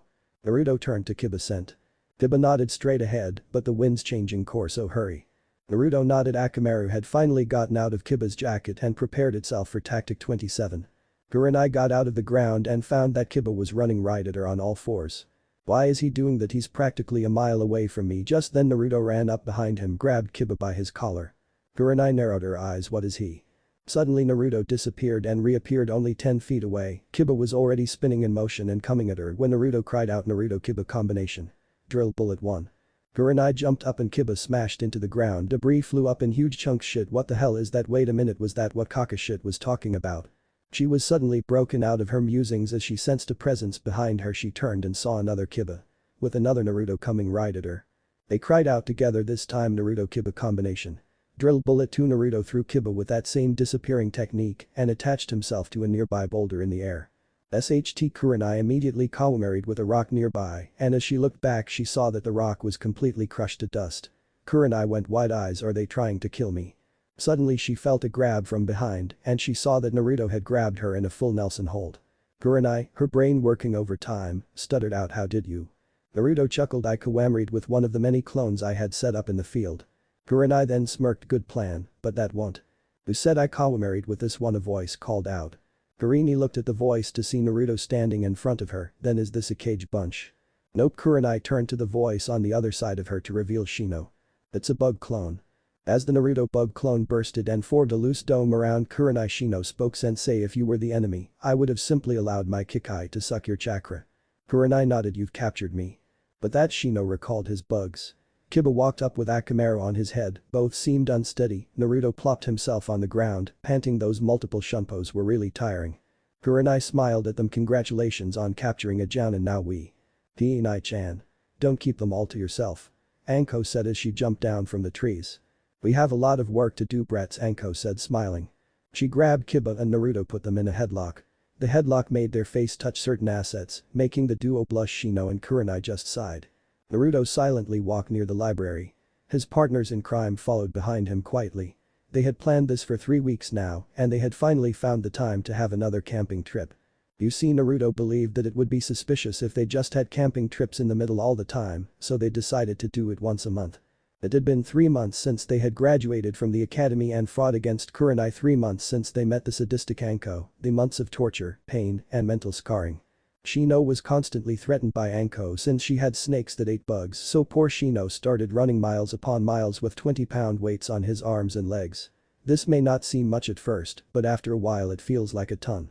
Kiba, with all his brash and boasting, now was a bit quieter because he was jumpy. Anko had decided to test his readiness and started attacking him at random intervals during training. The first few times he couldn't defend himself and he was stabbed with senbons in places that hurt, and when he started calling her a crazy BTCH, well, let's just say that day all of teammate ran for a long time.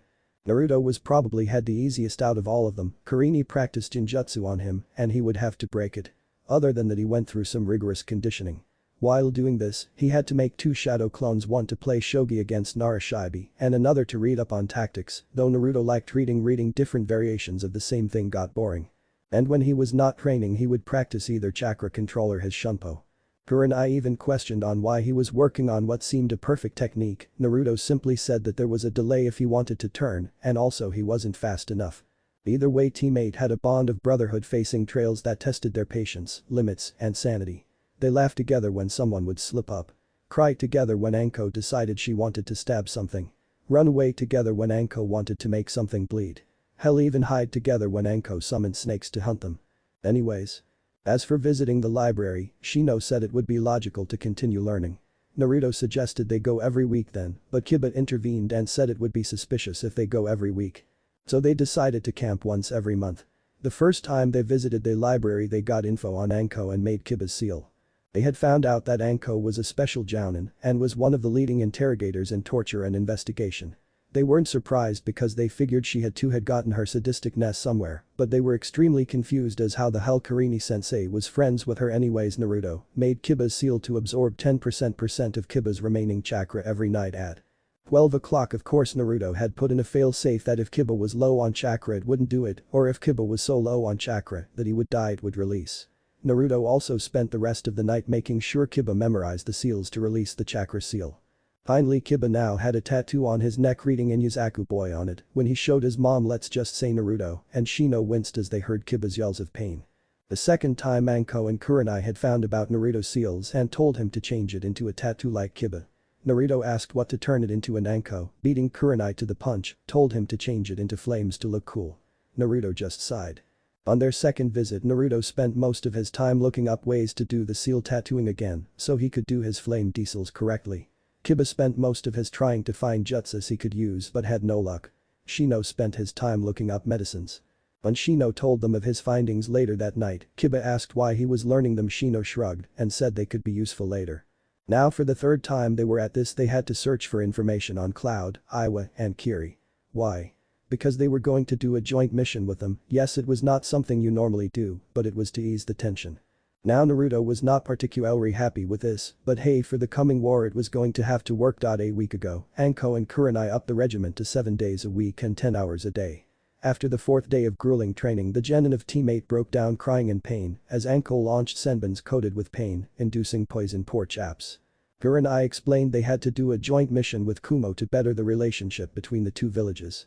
After Karini, Anko explained about the increasing tension between Kiri and Iwa. Suna was having a far better relationship with them because both villages were now helping train each other shinobi, while doing joint missions. Kumo, on the other hand, was still in the neutral zone. If they did this mission successfully, it would be an olive branch to more friendship. Naruto was still uneasy about this joint mission, and when he expressed his thoughts to his team, Kiba boasted that they'll be fine. Shino, on the other hand, said it would be logical to look them up along with the other countries just in case. And now they were off in the library studying about Kumo, Iwa and Kiri. 2 weeks later. The day was a bright and sunny day for Konoha's teammate Yari to the FCK. Are we kidding here? Teammate was at Naruto's house again. Why? Because their sensei ordered them to. The day was the day they would go on the trip to Kumo. The Hokage had already informed their parents and ordered the genins to spend less time at home so they could get used to parents' absence. To Kiba this was a blessing, not having to be woken up by his sister or thrashed by his mom. For Shino, this was merely necessary. Teammate had now been living in the same house for 4 days straight and they had gotten used to each other's presences.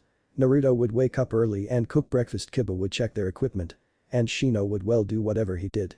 They had come a long way from being the sort of useless genins they were before. Kiba was now a dangerous contender in assault. He made explosion bombs, flash bombs, and even stink bombs for tracking. He was progressing well in his clan taijutsu as well as his ninjutsu, though he only knew a few other ninjutsu aside from his clan jutsu, excluding academy. He knew how to soothe the well and in creative ways. Anko had also set them up with finding their elemental chakra. Of course she didn't train them in how to control it, but she said it would help to know what kind of jutsus to get them. Kiba was surprisingly thunder. That was an extremely rare. Naruto had also scored the library and found only 3 lightning techniques that Kiba could use without elemental chakra. His jutsus included Raiden. Thunder Grapple, a technique that allows his strike to have a numbing effect. Raiden. Thunder Net. This was at first a defensive technique, but Naruto discovered when used with Gatsuuga, it could become a devastating attack. Shino was now a ridiculous trickster in battle and now had an endurance that could rival a Chunin. Shino now had weights on all the time and didn't bother to take them off. Naruto didn't know how fast Shino was, but Naruto guessed that if he fought Shino in taijutsu, even if Shino wasn't proficient in his clan taijutsu style, Naruto would have to use Shunpo to get the upper hand. Shino's library of ninjatus wasn't much since Shino's chakra was earth elemental. They looked up some earth, but sadly, like Raiden jutsus that Shino could use without elemental chakra control was hard to find. He did have Doten Headhunter, a technique that allowed Shino to emerge from the ground below the target area as an escape. Doten Earth Wall as a defense, and Doten Underground Projection Fish for his bugs to come up sneakily. Naruto, on the other hand, improved in all aspects.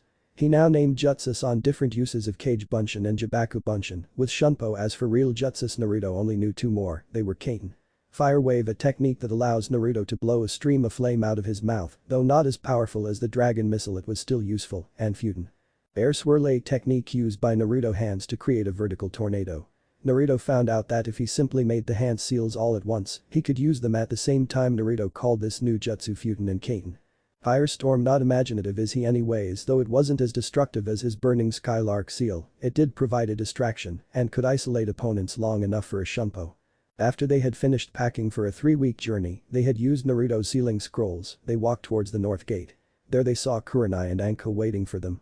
"Hi Kurenai-sensei, Anko-sensei." Kurenai nodded and said hello back. Anko, on the other hand. "Hello stupid brats, how you doing?" Naruto put a smile and slowly reached behind him for a senbon just in case. Kiba scratched Akamaru, who was on his head, with one hand, but if one looked closely they could see his other hand was reaching for a kunai just in case. Shino decided to speak up for them. "We are fine Anko-sensei, but what are you doing here?" Anko shrugged, the Hokage has sent me and another Anbu to do a joint mission with one of their Anbu and Jounin. Apparently they have someone to investigate maybe torture, and as she said that she got a dreamy look in her eyes and smiled like she was remembering a first kiss. At this Shino immediately put his hands in his pockets, reaching for a kunai with a pre-made explosive tag on it. Shino took no chance. Anyways, Kurenai intervened before they started a war. We need to move out. Naruto scratched his head. Neck. Kurenai-sensei, who's the Anbu? Kurenai pointed behind Naruto. Right over there. Teammate turned to see an Anbu woman with a familiar mask and purple hair. Kiba whistled at her assets. Shino was stoic as ever, well to the normal eye at least. Naruto eyes widened with surprise and joy. A second later the Anbu was tackled by the Jinchuuriki. Kitty-chan, Naruto cried. The rest of teammate including Anko both sweat dropped and had a question mark above their head. Kitty-chan.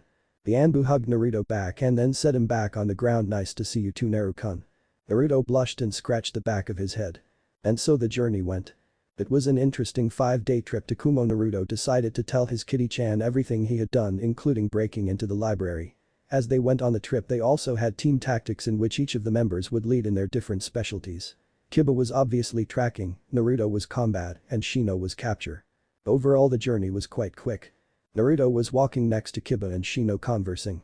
I'm telling you Naruto, it's never going to work.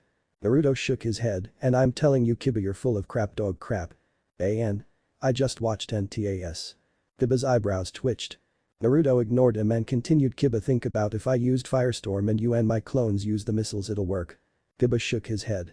I have no doubt I'll make it through, but there is no way in hell. Language, Kiba, Kurenai barked. Sorry sensei, Kiba said and continued, there is no way that we can aim.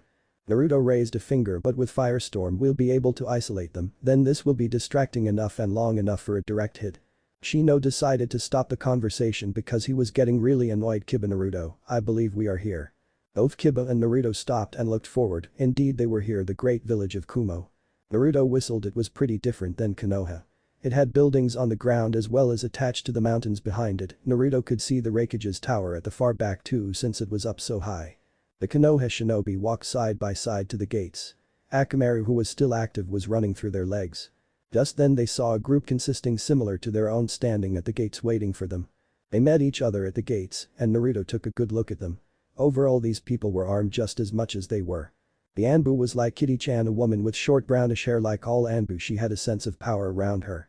The Jounin that would partner up with Anko had black hair that fell down to her shoulders. Her eyes were a mismatched green and blue. What Naruto assumed was the Jounin instructor was a girl. She had light skin and short light green hair and her eyes were mud brown. Finally Naruto looked at the Genins. There were one boy and two girls. The only boy farthest to the left of the group had a light platinum hair. He had dark brown eyes and very dark skin. The girl to his right also had dark skin but yellow eyes. She had red hair tied up in a bandana. Fucking motherfucker, can't I find one Samui picture that is real and I can actually see? But the Genins didn't really catch his attention. Naruto's eyes were fixed on the girl of the group, probably only a year older than him. She had blonde hair like his, but it was long and silky in a ponytail. She wore a brown shirt with some armor on the forearms. Her pants were purple cargo. Usually perverted men or boys would stare at her developed assets. Naruto wasn't staring at them at all, he was staring at her eyes, directly into her eyes, and she stared back. What caught each other's attention was what was in the eyes. It wasn't the blue eyes many would lose themselves in, it was the familiarity of those eyes. It was so similar what these eyes held. Those eyes held pain, loneliness, isolation, they held the pain of knowing you are different, knowing you are and will never be a true human. They were entranced by the fact that there was someone could have eyes so similar to their own. Could he her be like me? Could they hold the same thing people scorn, people detest? The pain that every day you were reminded of, that pain that every day you had to force yourself to put on a smile, even though someone had spit on you or beat you the previous night. That pain was evident in their eyes, that pain attracted each other. Both of them thought, does he she hold a Naruto? Yujito. They both said at the same time. It seemed that their teammates had been trying to call them and introduce them to each other. There was awkward silence and Shino once again decided to get the ball rolling. Naruto, this is Yujito Nai, Shino, as he waved his hand toward the girl. Then Shino turned to Yujito. Yujito-san, this is Uzumaki Naruto. Once again Shino waved his hand, but this time towards Uzumaki. Oh hey, they said at the same time while reaching out for each other's hand. Both of them noticed they were acting similar and laughed. And the team around them just stared at the sight. Then the Jounin instructors said at the same time, well, they're getting along well, but they didn't notice they said the same things. The only people who did were Naruto and Yujito, who only laughed harder. After a couple minutes the blondes finally stopped laughing. The Anbu decided this would be the time to visit the Reikage. We will be meeting with Reikage, please follow me. And they did. Naruto reached out his senses to notice that they weren't just watched by the group in front of him, but several nins as well. Though Naruto couldn't tell the exact number, Naruto knew that there were at least 5 in the rooftops and 2 in the streets blending in with the crowd. Naruto knew this was just precautionary and ignored the security. He turned his head to notice Yujito looking at him. He looked back and so did she. Yujito mouthed the words he hated but accepted at the same time. Jinchuuriki. Naruto turned away, breathing hitched. He felt his heart stop and then beat fast enough to dance the tango too. Naruto gulped and calmed his body. Naruto looked back at Yujito and nodded. She also turned away. For the rest of the trip Yujito and Naruto did not send any more messages. They just drank in the fact they were not alone anymore, at least for a little while. As they were walking, Naruto whispered for Shino for the names of everyone on the team. Shino told him that the green-haired Jounin was Samui, the boy with the light platinum hair was Amoy, and the red-haired bandana girl was Kari. They were never informed of the other Jounins and Anbu's codename. As they arrived at the tower, Kiba had picked up Akamaru and put him in his jacket while Naruto took a deep breath. They walked into the Reikage's office and Naruto wasn't surprised at the similarity it had to Sandium's office. There was paperwork everywhere. Naruto diverted his attention to the Reikage. Naruto was actually surprised at the difference there. Sandium was an old man and was sort of hunched. The Reikage was totally different. He had a set of abs on him and a huge set of muscles. Naruto mistook him for Boulder for a second. The Reikage had dark skin like the other 2 genins but had white hair due to age. The Reikage was sort of hunched forward and currently staring at a certain part of the wall, not even looking at them when they entered. At first Naruto thought it was rude, but Naruto ignored it as he didn't want to start any fights. To make sure that nothing bad would happen, he lightly nudged Kiba, who turned his head slightly to Naruto. Naruto put his finger to his lips as a SHH gesture. Kiba nodded in understanding and looked back. Samui started to talk Reikage-sama. The Reikage didn't respond. The Konoha team waited. Naruto thought for a second, what is the Reikage doing? Samui nudged him again, Reikage-sama. No response. Samui sighed and she punched him in the head and yelled Reikage. The Reikage jolted up. What, damn, I fell asleep. At this the Konohanin's sweat dropped and the Kumo genins, Anbu and Jounins just sighed and shook their head. Samui tried again, Reikage-sama, the Konohanin are here. Reikage the zzzzzzzzz. Samui's eyebrow twitched and once again smacked him again, damn it Reikage. What, once again the Konohanin's sweat dropped and the Kumo nins just shook their heads. The Reikage looked at the Konohanins. His eyes widened and said out loud, Samui, why didn't you tell me the Konohanins arrived? The Kumo nin's face faltered along with the Konohanins, but Samui looked like devils incarnate. After several minutes of yelling of Samui and the discomfort of the Reikage. Ahem, now the Reikage said, thank you for coming here. Here are your 2 assignments. The Reikage handed 2 folders out, one to Kurenai and the other to Anko. Both of them bowed and said thank you Reikage-sama. The Reikage just waved it off. Now you must be tired, go ahead and rest tonight and start a mission tomorrow. The Konohanins bowed and left the tower. Samui then turned to the Konohanins. We are going to let you stay at a hotel in the West District, it's not far from here, so we'll just walk. Kurenai nodded. Anko was too busy skimming over her patients. Once again they set off together. Naruto decided he might as well get to know his fellow Jinchuuriki. Naruto broke away from his group and started walking next to Yujito. Both sides noticed this, except for Yujito, and raised an eyebrow to it. Naruto then turned to her while walking and asked casually, how do you like your village? This may have been an everyday question to someone else, some other species, but not the Jinchuuriki. This was a declaration of their ties, how much loneliness or love they have received in their lives. How much pain or comfort they had received. Yujito turned to him and smiled and said, it's a really cool place.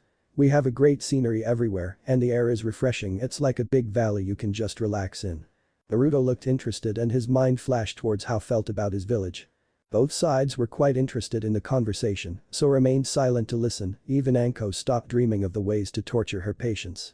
I have pretty good friends here and the food's good too. There's this really good restaurant I really like that makes great sushi. Naruto raised his eyebrows, maybe you could show me later. At this both sides dropped their jobs. Was he asking her out on a date? They all were shocked then, as they processed all the information they got worried. The Kumo nins thought, wait a minute, Yujito has a huge temper, what happened if she got angry? That'll be bad crap, what do we do? The Konoha nins were going into shock. Naruto wanting something other than ramen, WTF, what is happening? To the surprise of all, Yujito gave him a playful smile. Okay, how about tonight then, after we get you to your rooms, they're open late anyways. Naruto smiled at her, sure thing. Then Yujito tilted her head to Naruto, what about your village? Naruto laughed, it's a really fun village. Every day there's these random things you can't help but get angry at or just start laughing on the floor. It's pretty warm at times and cold at others, it kind of depends on the weather. The Konohanins nodded. This was true. But Yujito knew better than this. She knew what he was referring to. Naruto eyes brightened to sparkles, and there's this really good place called Ichiruka's Ramen, it's a great place to hang out. Yujito looked with interest. Cool, maybe when I got to Konoha you can take me. Naruto nodded quickly. Yay. By that time they had reached the hotel. They said their goodbyes and the Konohanins were allowed to settle their packs down for the night. Biba and Shino approached Naruto as he was laying out their pack. Biba decided to ask the first question. Hey Naruto, what was talking to that girl about? Akamaru barked in agreement. Naruto turned and gave a small smile. She seems familiar, it's hard to describe. Shino raised an eyebrow. You like her then? Biba and Naruto looked at him and stared. Shino just shrugged. What can't I tease? Biba and Naruto sighed. Shino, you are too stoic to tease. At this Shino sighed. I'm just going to go over there now. And Shino went to go find some plants to feed his Kikai, and Naruto and Kiba watched him as he left the room. Biba turned back to Naruto. So what do you mean with similarity? Naruto looked Kiba dead in the eye. You know how I was an orphan, right? Kiba nodded and then raised his hand to stop Naruto. It's okay, I'll see you later. With that Kiba left the room. As part of the Inyazaku clan, Kiba was territorial. He was possessive of his friends and did not like those just attaching random friendships onto random people. But as part of the pack one could keep secrets. It was necessary to trust that the pack could one day share on secrets, and it was not good if the pack started to tear itself apart for secrets. Akamaru barked and rubbed against Naruto once and ran after his partner. Naruto sighed and walked out of the hotel and saw Yujito waiting for him. Hey Yujito. Hey Naruto. And so the two Jinchuuriki visited Yujito's favorite place, Yamamoto's sushi shop. Naruto got back late that night. It was 11:15 at night when he stumbled in the hotel with a goofy smile on his face. Luckily Anko and Kitty-chan had already left for their mission, but Naruto had to get past Kurenai. Naruto looked up at Kurenai, who was looking at him with a raised eyebrow. Naruto, it's late. Why did you wait? Minute, what did you do? Naruto blinked. Hey, what do you mean? Kurenai smiled. You're smiling like you got a first kiss. Naruto blushed and shook his head. Sensei, stop teasing, we didn't do anything like that. Yujito-chan and I just talked. Kurenai raised an eyebrow again while smirking. Yujito-chan, eh? Naruto blushed even deeper and looked away. I'll be going then. Kurenai watched him leave and smiled. Wait until she told Anko. Naruto hurried to leave and escape his sensei's teasing. The next day. The teammate got bright and early. They had been informed by Kurenai in the hotel that they would be taking down a bandit camp that had taken some people hostage. The ransom was supposed to be paid today, so it would be a simple kill and go. They would be working the outside and securing the prisoners. Kurenai charged Naruto with leading the mission while she supported the Kumo team. Naruto had them wake up early to explain the plan to the rest of his team. As team ate breakfast, Naruto started to talk. Okay, since I am the fastest with Shunpo, I'll be the first to go and Kiba will be supporting the sides, while Shino shall be protecting and freeing the prisoners. The rest of Team 8 nodded. They trusted Naruto's judgment. After they had finished packing and eating and whatnot, they went outside. They only waited for a few minutes for Kurenai to arrive from her briefing from Reikage and another few minutes before they saw the Kumo team arrive. They all greeted each other politely. Naruto looked over to Yujito. They shared a knowing smile and a slight glimmer in each other's eyes. Hey Yujito-chan. Hi Naruto-kun.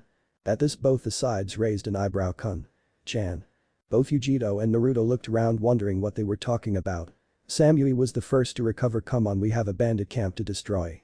And so the two teams walked in silence.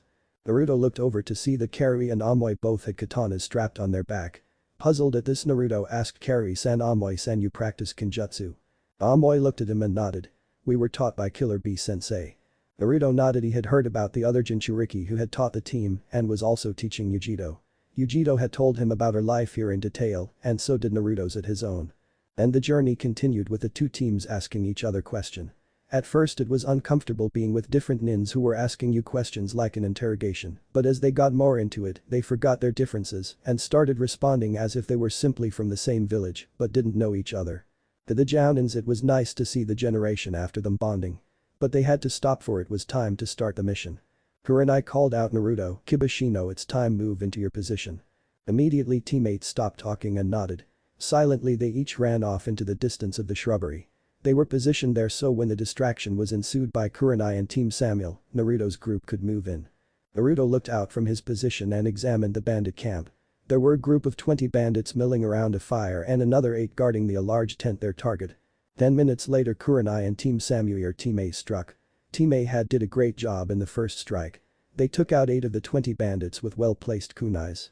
Kiba and Shino stiffened at the killing right in front of their eyes, but they calmed down.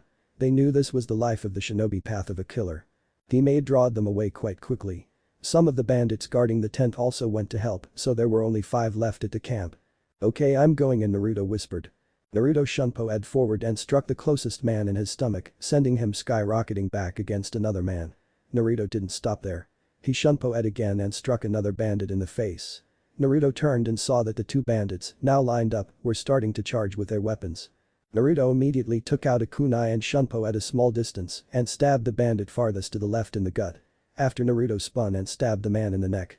Naruto watched him drop. Naruto's world slowed to a crawl. He had just killed a man, taken a man's life. This man had memories, a life, a purpose, a goal just like him, and he took it away. Naruto did not notice the man behind up getting up and rushing him with his short sword. Naruto was snapped out of his thoughts as he heard a cry of Gatsuga. Naruto turned and saw that Kiba had covered him from the bandit. Kiba looked back at him, his face grim as Naruto had just killed someone. Kiba grasped H's shoulder. "Come on, we have to keep going." Naruto nodded. Together they went in and saw Shino freeing the prisoners. Naruto and Kiba started to file the people out. Naruto used Kage Bunshin to cover them. It took 30 minutes to do it, but they had successfully gotten all of the hostages to the designated rendezvous point. There they saw Team A waiting for them. As they walked, Naruto looked into the Kurenai's eyes, and those red eyes staring back at him widening with realization. Kurenai. Immediately when she looked into Naruto's eyes, she saw not an eye of a young genin still learning. She did not see a bright and ignorant boy. No, she saw the eyes she saw every day among her colleagues, among her friends. This was an eye of a killer, someone who done the unspeakable sin. Kurini closed her eyes in mourning that one of her students had broken innocence at such a young age. Naruto. Naruto watched as Kurenai greeted them. He was glad that Kurenai didn't give him special attention, even though she saw that Naruto had become a killer. You see, when someone kills for the first time, their eye dulls. It is not a noticeable thing like the light has gone out of their eyes or something like that. It is more subtle, their eyes feel less alive, less curious. "Alright, Samui and I will escort the villagers to their homes and pick up the payment while you guys can head back." Though there was spread confusion about the act, Naruto nodded as well as the rest of the teams. They walked quietly for a while on the road back to Kumo. It wasn't until Yujito walked next to Naruto did something happen. Naruto nodded at her presence and she just kept walking beside him. They had no need for words. Yujito being there was comfort enough. It said to him, "I'm there for you, it's okay." Kiba looked at the two and sighed. These two were really a pair for each other. Kiba's nose twitched. Kiba immediately stretched out his senses and focused with all his might. His mom said that when an Inuzuka's nose twitched that meant danger. Kiba really didn't believe his mom, but after meeting Anko, he took no chance. Kiba's eyes widened at what he detected. He ran forward toward the two blondes and pushed them both in opposite directions. "Scatter!" he cried. Everyone heard a cry of Doten. Split Earth turned around palm. Immediately the genins dodged up to higher ground and saw 4 nuke nins from Iwa, judging by the scars on their headband, coming out. Naruto gritted his teeth. Kiba Shino. Naruto waited for the 2 responses but only received 1. Naruto turned around and saw Shino looking back at him. Naruto looked back at where he last stood when he was pushed by Kiba and saw that Kiba was under a pile of rocks, his right arm and left leg crushed. Luckily the rocks were not huge, so it probably only broke his arm, but the real problem was that Kiba was bleeding heavily and would die of blood loss if not taken care of. Naruto was mad, no, pissed off to the very depths of hell. Naruto looked at the new Kaiwa nins and started to see red. Shino turned immediately, worried for his friend. This was a demonic voice full of bloodlust. "I want you to take one of them alive." Naruto jumped down and started walking towards the Iwa nins. "Amoy, can you please dig out Kiba, and Yujito and Kari, can you assist Shino?" The genin teams went immediately did so. Naruto started to undo his bandages. He jumped over where Kiba was, placing himself between the smirking Iwa nins and Kiba. When the Iwa nins saw Naruto's arms they laughed. One even jeered, "What you think tattoo's gonna help you, boy?" Naruto's eyes grew slitted and red. Naruto channeled a huge amount of chakra into his arms. Both his arms looked like miniature bonfires. As they were burning all around him, scorching the grass and trees. The Iwa nins took a step back and watched Naruto carefully. The smirk wiped off their faces. This was a boy who was dangerous. Naruto disappeared. One of the Iwa nins said stupidly, "What?" That was all he got out as his body was consumed in flames. All that was left was him screams in agony. Naruto was standing a little bit behind the burning corpse. Naruto turned to the other nins. They saw his eyes of a demon, eyes of monster, eyes of their executioner. They tried to run but they were burned.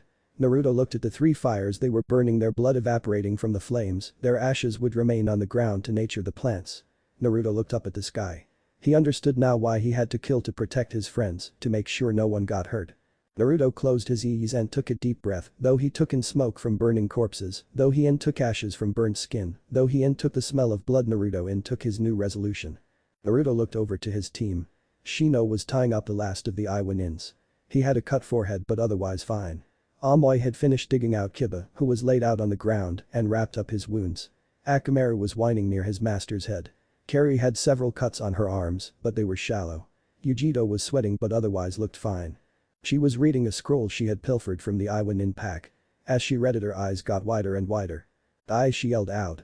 Everyone turned to her. We have to get this to Raikage right away. Naruto nodded. He would trust what Yujito said. Give me the scroll, I can get there fast. Yujito threw him the scroll and Naruto shunpo at as fast as he could. As he reached the gates of Kumo, he was stopped. Konoha nin, where is the rest of the team? Naruto took a deep breath. I have a scroll to deliver to Raikage. Naruto held out the scroll Yujito had given him. The Anbu looked at it for only 4 seconds and then yelled at him while running towards the Raikage tower. Follow me now. Naruto ran after him as fast as possible.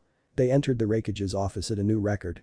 Naruto was dead beat tired after running, killing, and more running. Naruto saw that the Raikage was doing paperwork and wasn't asleep this time. The Anbu stepped forward kneeling with scroll in his hand. Raikage-sama, this is very important. The Raikage nodded and grasped the scroll. He looked over it, his eyes widening. The Raikage in one fluid motion stood up and punched through the window behind them. D% Minnesota them. Naruto's eyes widened. Not even pausing, the Raikage sat down, took out an extremely fancy scroll with a cloud seal on it. The Raikage opened it and signed it quickly. Then he turned to the Anbu and gave him both scrolls. Send these to Konoha immediately. The Anbu took it. Hi Raikage-sama. The Anbu left so fast that some of the paperwork flew up, but the Raikage didn't seem to care. The Raikage instead just sat down in his chair sagging. Naruto was still confused. What did that scroll contain? Naruto cleared his throat. Raikage-sama, what was that scroll about? The Raikage sighed. The scroll was a mission, an A-class mission for an Iwa team to act as nuke nins and assassinate Team Samui and Team 8. Naruto fell to the ground on his butt. He was exhausted and the news of someone wanting to assassinate him, coupled with the fact that he killed 4 people in one day, was heavy. The 2 occupants in the room did not say anything for a while. Naruto got up and bowed to the Raikage. Good day, Raikage. The Raikage chuckled. Soon we won't have any more good days to talk about. Naruto went to the gates for his teammates to return. Konoha 2 days later. Sarutobi was having a good day. He had just finished all his paperwork today and was having a nice cup of tea with his favorite tobacco. Sadly, his day ended as a Jounin ran into his office. What is it, Genma? Okage-sama, this is for you, Genma said, panting while holding out 2 scrolls, one sealed with a cloud seal and the other that looked like a mission scroll. The Hokage took it and opened the mission scroll. The Hokage's eyes immediately widened and then hardened. Genma knew those eyes. Those were the eyes of the god of shinobi or the professor, the war hero, the Hokage. The Hokage took the other scroll and opened it. He read over it briefly and signed it. The Hokage looked at Genma, who was having a hard time trying not to look nervous, and held out the cloud-sealed scroll. Genma, make a copy of this scroll and then send it back to Iwa and then raise the war level to preparation. Genma eyes widened, but he quickly recovered. Hi Hokage-sama, and left immediately. The professor stood up and started to walk to a certain and hidden building that not many knew about. War levels were a tricky thing. As its name can indicate, it will tell at what level a war is at. For Konoha, it had been on peace for the past couple years. The other levels were hostile, preparation, silent war, and all-out war. In Konoha there have only been 3 an all-out war. An all-out war to Konoha would be that every shinobi would fight in the open combat, genin, chunin, jounin, and anbu alike. All of them would be stained in blood and war. Of course, those 3 times would be the 3 great ninja wars. To further the point, different villages had different levels in warning. Iwa had only 3 levels, Kumo had 4, Aimi had 6, and Suna had 5. It all depended on the useless squabbling of council members. But it didn't matter to the cages because when it came down to it, war was just war. Sarutobi hated himself for doing this. He knew this was the only way. He kept on walking to the building that was hidden quite well. He saw 4 guards and walked past them. They didn't bother trying to stop him, they knew they couldn't even if they tried. As Sarutobi walked in the hallway, he knew that this decision would cause the massacre of thousands of people. The Sandaime knew that as long as it wasn't his people. You see, the Hokage was like a parent to the population of Konoha. He watched over them, cared for them, made sure they were safe. But when someone tried to hurt his children, tried to scare his children, tried to kill his children, Sarutobi would make sure that person would never try again. Just like a parent, the Hokage would do anything go any length to ensure safety for his children. The Hokage walked into the office of rival. Though he usually would be annoyed or angry seeing this man, for now he was content on knowing this man would back him up. The crippled man looked at him and smiled, "And what do I owe your presence, Hokage-sama?" The Hokage looked at this man dead in the eye. He hated this man's guts. He knew what this man was doing, but he accepted it for the better of Konoha. "Danzo, I am officially reactivating Anbu root." Danzo's eyes widened. Sarutobi threw him the scroll, and Danzo deftly caught it and opened it. His eyes widening as he read it. Danzo paused as he finished and then finally looked back at the Hokage. "Our mission? Destroy Iwa." As soon as the Hokage left, Danzo started planning. Right now, at his disposal, he had 15 squads.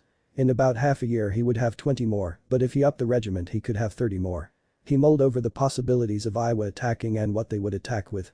After 10 minutes, Danzo called in his most trusted commanders. "Both of you take 4 squads and enter Iwa. Set up as many explosive tags as possible. I don't care how you do it, but place it near armories and hospitals. Also place it near heavily populated areas. When you have heard war has sprung, blow them up and cause as much damage as possible. Under no circumstances use any techniques that would lead back to Konoha." "Hi Danzo-sama." The choice for armories was obvious. No weapons would cripple them. Iwa did not have a reputation for good doctors, and those who were would be put in the hospital. If they took out the doctors, then their lifelines would be effectively cut off until they could train more. Finally, the heavily populated areas would just be to kill as many as possible to cause chaos. Danzo smirked. Sarutobi made the right decision in coming to him. Kumo same day. For 2 days Naruto had been milling around. The first day he waited for his team to return. They rushed Kiba to the hospital and doctors worked on him like mad. They said he would be fine, but it will be a while till he was at 100%. Naruto and Shino slept in Kiba's room waiting for him to wake up. The next day they found Kiba was up and raring to go. The doctors took a look at him and assigned him splints and crutches for later, but now he would be in a wheelchair. Shino questioned this because his arms were crushed the day before. The doctor laughed and said that Kiba was lucky since the rocks only crushed him partially and not all the way. But before they left, the doctors said they had to stay at least 3 more days and made sure Kiba went back to the hospital each time. As they went outside, Shino helping Kiba in his wheelchair, they saw Team Samui minus the instructor. Perry was sitting on a bench looking up at the sky, while Amoy was sucking on a lollipop looking at the ground. Yujito was dozing off. "Hey guys," Naruto said. Yujito waved at them and Carrie and Amoy jumped up. "Hey, how's your limbs, doggy?" Carrie said, smirking. Kiba eyebrow twitched. "Not bad, flat chest." Perry snapped and stepped forward to hit him. Amoy went in front of Kiba, his hand raised. Hey, the guy just got out of the hospital." Perry stopped and sighed. Yujito smiled. "Come on, let's go get sushi." Perry and Amoy sighed once more. Fine. And so Team Samui and 8 started walking to Yamamoto's sushi shop. Naruto and Yujito were a bit far from the group, talking amiably. Amoy, who was pushing Kiba's chair, and Kiba were talking about them being a couple. Shino just snorted silently while Carrie was rolling her eyes while petting Akamaru, who had taken the liberty of using her arms as a bed. "So how do you feel?" Yujito asked. Naruto looked at her. "What you mean?" Yujito sighed. "About killing them." "Oh, murdering them." Yujito looked at him quizzically. "Murdering?" "Yeah, I murdered." Yujito smacked him on the head. "Ouch, what was that for?" Naruto whined. "You killed them, not murder, they're 2 separate things." Naruto looked at her. "Funny, murder and killing are essentially the same things." Yujito rolled her eyes. "You killed in self-defense. Murdering is when you kill those who are defenseless and you have no reason." "But..." Yujito smacked him again, causing wide eyes from the group behind them. "The aka different things." Naruto rubbed his head. "Bad kitty." Yujito kneed him in the stomach and Naruto fell to the ground. "Ow, ow, ow." "Yujito, why did you?" Amoy started to ask but stopped as he saw her face. Naruto raised his head and looked up. At the sight he saw, he started sweating. Yujito's face should have been the symbol of rage. "Do you really want to tell me I'm a bad kitty?" Naruto smiled weakly. "Nope." Yujito smiled. All the rage disappeared. "Good." Yujito stared, walking again, leaving the others in a stance, still frozen in shock. "The fuck?" Kiba whispered. "Yamamoto's sushi shop. Here is some tuna sashimi." Yujito's eyes started to get sparkles in them. "Thank you, Yamamoto." Yujito grabbed her chakra and grabbed one of the slices of sushi and dipped in its soy sauce, and without missing a beat, she ate it and chewed. Her face was in pure delight at the taste. Yujito looked over to Naruto, who was staring at a piece of paper that had a seal on it. Yujito asked him, "Is that the seal for the concentration of Shunpo?" Naruto nodded. "I've researched dozens of ways, but there is almost no way to concentrate it. The other 2 ways are forbidden, and forbidden for a good reason." Yujito nodded and thought for a moment. "Hey Naruto." "Yay." Where did you get the idea of Shunpo from anyways? Naruto looked at her from Nin's concentrating chakra into their legs and jumping. Yujito looked at him smiling. Well, usually we use 2 feet when pushing off, so why don't you use one at the front part of the foot and the back part so you can push off with both? Naruto looked at her, his jaw slacked and eyes the size of dinner plates. Their teammates had stopped and looked at this spectacle. Naruto immediately took out a pen and fresh scroll and immediately started writing. After 2 minutes Naruto looked at the base plan satisfied. He jumped up crying yes. Naruto looked at Yujito, grabbed her in a hug, shocking her. Good kitty, Naruto cried while pecking her on the cheek. Yujito turned red as a beet.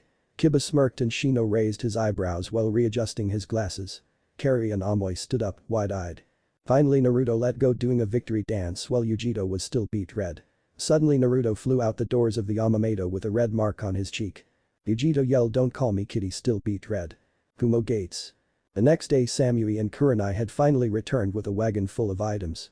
The hostages and their families were so thankful they partied and forced the 2 Jounins to stay. The next day the families gave them a wagon full of these things and the agreed payment. It had taken them another day just to ride it back. The Chunin guard looked at them. "Ah, hello Konoha-nin, Samui-sen, what the hell is that?" The guard mouth opened in a wide grin, his eyes grew brighter and brighter. Both Jounin sighed, "Don't ask," as they both handed him the reins and they left to report to the Reikage. The Chunin snapped out of his shock and said, "Excuse me Konoha-san." Kurenai turned high. The Chunin scratched his head looking nervous. The Reikage has signed the alliance treaty. Kurenai nodded. This was good news for Konoha, but Kurenai could tell that this man wanted to tell her something more. "What is it?" she asked. "Well, on the way back your students were attacked by Iowa." Kurenai snapped. She ran straight to the Reikage's office with Samui in tow. The Chunin guard was left there with a wagon full of 6-foot-tall sake bottles. Reikage's office. Kurenai and Samui entered the Reikage's office and bowed. "Reikage-sama, I was informed that my team was attacked." The Reikage nodded. "It seems that Iowa placed fake nuke in to assassinate your team and Samui's team." "Your team is fine Samui, but Kurenai-san." The Reikage was hesitant. Kurenai's heart stopped. Was one of them? Oh god no. Luckily she never finished that thought. "One of your team was injured Kurenai." Kurenai let a small sigh of relief and then focused back onto the Reikage. "How bad was it?" The Reikage looked back at her. "His limbs were partially crushed." Kurenai gasped. The Reikage held up a hand to placate her. "Don't worry, he is fine. It will be a week before he can walk properly and another month before he is fully 100%, or at least that is what the doctors told me." Kurenai nodded, swallowing in the regret and sadness that she had failed as a sensei. The Reikage saw this and decided to soothe the uneasiness. "I would like to thank you for training your students well, they saved my nephew, Yujito." Kurenai's eyes widened and a small light returned to them. She bowed and said, "Thank you Reikage-sama." But that Kurenai left, Samui stayed behind to give the report. 40 minutes later. Kurenai checked the hospital but no luck. She checked the hotel room, no there. She even checked a sushi restaurant that they had been said to be eating a lot but no avail. Finally she went into a random restaurant to get some food, then continue searching. As she walked in, her jaw dropped. Right there, right in front of her, was her team. Dollar number and $D mid F and CK. Kurenai cursed in her head. She looked at them and was surprised at the friendly atmosphere. Was it peaceful? Hell no. She saw Kiba lightly arguing with Carrie. Akamaru was sleeping her lap about whether Akamaru should get a blue or red color. Shino was well-being. Shino, Naruto and Yujito were talking and laughing loudly. Amoy was eating like a hog, and was he putting mayonnaise on his fries? WTF. Kurenai almost thought they were from the same village and were great friends for a second, but reminded her that some of them were her team. Kurenai walked up and for some reason they all sensed her and turned. Shino nodded and Kiba waved from his wheelchair. "Hey sensei," Naruto said. Kurenai nodded. "Hi Naruto, we just got back." The 3 nodded. Kiba scratched his head. Sensei, the doctor says it'll be 4 more days till I can start any running and the month before you can train at 100%. I know. Kurenai finished for him. She looked around the table smiling. "So we'll stay here for 4 more days, then just to make sure." The table erupted in cheers.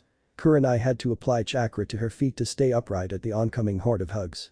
After Kurenai had finally gotten her bearings right, being hugged and almost squeezed to death by happy kids can leave you out of breath and dizzy, she left to the hotel to write a letter to the Hokage. 4 days later. Teammate walked to the gates. "Anko and Nico, we're going to go get a head start." For the last few days they had rested, trained. Kiba just groaned all day long that he couldn't train. He stopped after the second day because Carrie threatened to permanently make sure he couldn't have any kids and hung out with Team Samui. The 4 members of Team 8 now stood at the gates waiting to say goodbye to their friends here. Naruto thoughts flashed back to the time he snuck out with Yujito to talk and watch the moon and enjoy the peace of not being under hateful gazes, not to hear curses of their existence, not to feel the pain, but to feel the comfort of someone who understands even if just for a moment. Hey guys. Naruto smirked. Speak of the devil. All of Team 8 turned to face Team Samui. Samui went over with Kurenai and conversed whatever independent women conversed about, and I have no idea, I'm not a girl. Harry and Kiba, Kami knows how, got into an argument at a new record of 2 seconds after they said hi. Shino and Amoy just shook hands. The weird and silent A. Naruto looked at Yujito and smiled. Yujito's blue eyes met his. So this is it. Naruto scratched his head. Yay, but don't worry, we'll meet again. Yujito nodded. Yay, that'll be nice. They both smiled at each other. Two Jinchuriki, both hated and scorned by society, now know they have someone to rely on. That was comforting to them. Naruto's eyes drifted towards a small part of her long hair. If you looked closely you could see that a lock was cut off. The second day of the 4 days. Naruto was sitting on one of the mountains. Yujito went often to relax. With him was herbal white dragon tea. Yujito had taken the liberty of getting some. Naruto took a sip at from his cup and looked to his left to see a great imitation of a goddess. Naruto smiled and thought, if she went into my village men would be drooling over her left and right. Yujito turned. Their eyes met once again. Naruto saw a look on Yujito's face that he hadn't seen before. Naruto's face grew concerned. Yujito looked nervous. Naruto, you're gonna leave soon. Naruto nodded, his heart dropping slightly. Yay, then it's back to the hellhole I live in. You know it's going to get lonely here. Naruto nodded, but he knew that was a lie. He had seen how Kari and Amoy and Samui, even the Raikage, acted around her like family, just like Jai and Team 8. But he also knew what she really meant. Naruto's mind drifted to a story here at once. Naruto looked back at Yujito smiling. You know, I read in a book once, if you keep a lock of hair of the person you care about, they'll be with you wherever you are. Yujito laughed and smacked Naruto in the back. Yay, let's go with superstition. Just like every villager thinks about Jinchuriki. Naruto laughed also. There was a pause. Finally Yujito broke it. Let's do it. Naruto smiled at the memory. He was broken out of his musings when Kurenai yelled at him. Naruto, we have to go soon. Naruto looked over and called out, give me a sec, Kurenai-sensei. Naruto looked back at Yujito and gave her a small smile. See you when I see you. Yujito chuckled. Yay. They hugged briefly. Kiba whistled at the two but quickly stopped as Kari put her to his man parts. Shino and Amoy just shook their heads in unison. But that Team 8 and Team Samui left. What they didn't know, this was the beginning of another legend. Konoha, yeah, I know, hell of a time skip. 5 days later, Kiba was limping. Naruto entered the village and immediately regretted it. He saw the stares, heard the mutters, and the hate was intensive. It was choking, made him gasp at the sheer wall of loath he felt. Naruto felt a hand on his arm and Naruto relaxed instantly. Naruto turned expecting Kurenai, but instead it was Kiba. Kiba looked at him in concern. Hey man, you okay? Akamaru, who was on his head, barked in a worried bark. Naruto nodded his head smiling. He wasn't alone. As they walked through, Kurenai smiled. Team 8 was growing more as a team, as a family. Anko had ran off to Kami knows where and Nico had to report to Anbu immediately. Shino walked up to Kiba and Naruto and whispered in a low voice. Are we still doing our night escapades? Naruto nodded and smiled, of course, but his smile immediately dropped as he heard F and King Demon. Shino and Kiba also heard this. Kiba was about to turn right around and pound some sense in that man, but he was stopped when Shino put a hand on his shoulder and shook his head. Naruto smiled weakly at Kiba and motioned him to go to the tower. With that, Team 8 endured as a family the hate and pain of one. But along the way Kiba and Shino wondered what Naruto had done to deserve this. Hokage Tower 2 weeks later. Sarutobi listened to the reports from all of his spies, contacts and friends. The countries were on a thin line right now, all the villages were tottering on one side or the other. Sarutobi needed to get as many villages as possible. The only way to do that is to look strong. The professor needed to play the strong card, but how the countries were hostile as it is. The Sandaime looked at the previous Hokages and sighed. He remembered back when the nations were at peace before the Third Great War. He had watched. Wait, that's it. The Hokage immediately motioned for Anbu. Eagle, I need you to get Danzo here right away. The Anbu left immediately, and 15 minutes later Danzo was standing in his office flanked by an Anbu root. Danzo nodded to the Hokage. The plans are going well, all my shinobi have infiltrated Iwa and have set up a suitable crippler. Sarutobi nodded. The less he knew, the less guilty conscience he would have. We know there is going to be another all-out war. There was a pause. Both of them had seen the desperation, the carnage an all-out war would have. I believe that we need more villages on our side. Danzo nodded once again. I have several options we could. The Sandaime held up his head and smiled. I have one and wanted your opinion. Do you remember watching tournaments before the Third Great Shinobi War? Danzo one eye widened and his smile grew. Oh yes, I see where you're going. Well, it'll have to be Genins, then don't want to spook them and have them not come. Sarutobi nodded, we can make an excuse as a replacement for Chunin exams. Danzo and the Hokage smiled and thought this could work. After 1 week after Danzo met with the Hokage to discuss the tournament, the Sandaime of Konoha sent invitations to a tournament in Kusa with all neutrality and stuff. He sent it to the other 4 great villages, Aim, Taki, and even to a new village called Atakagar.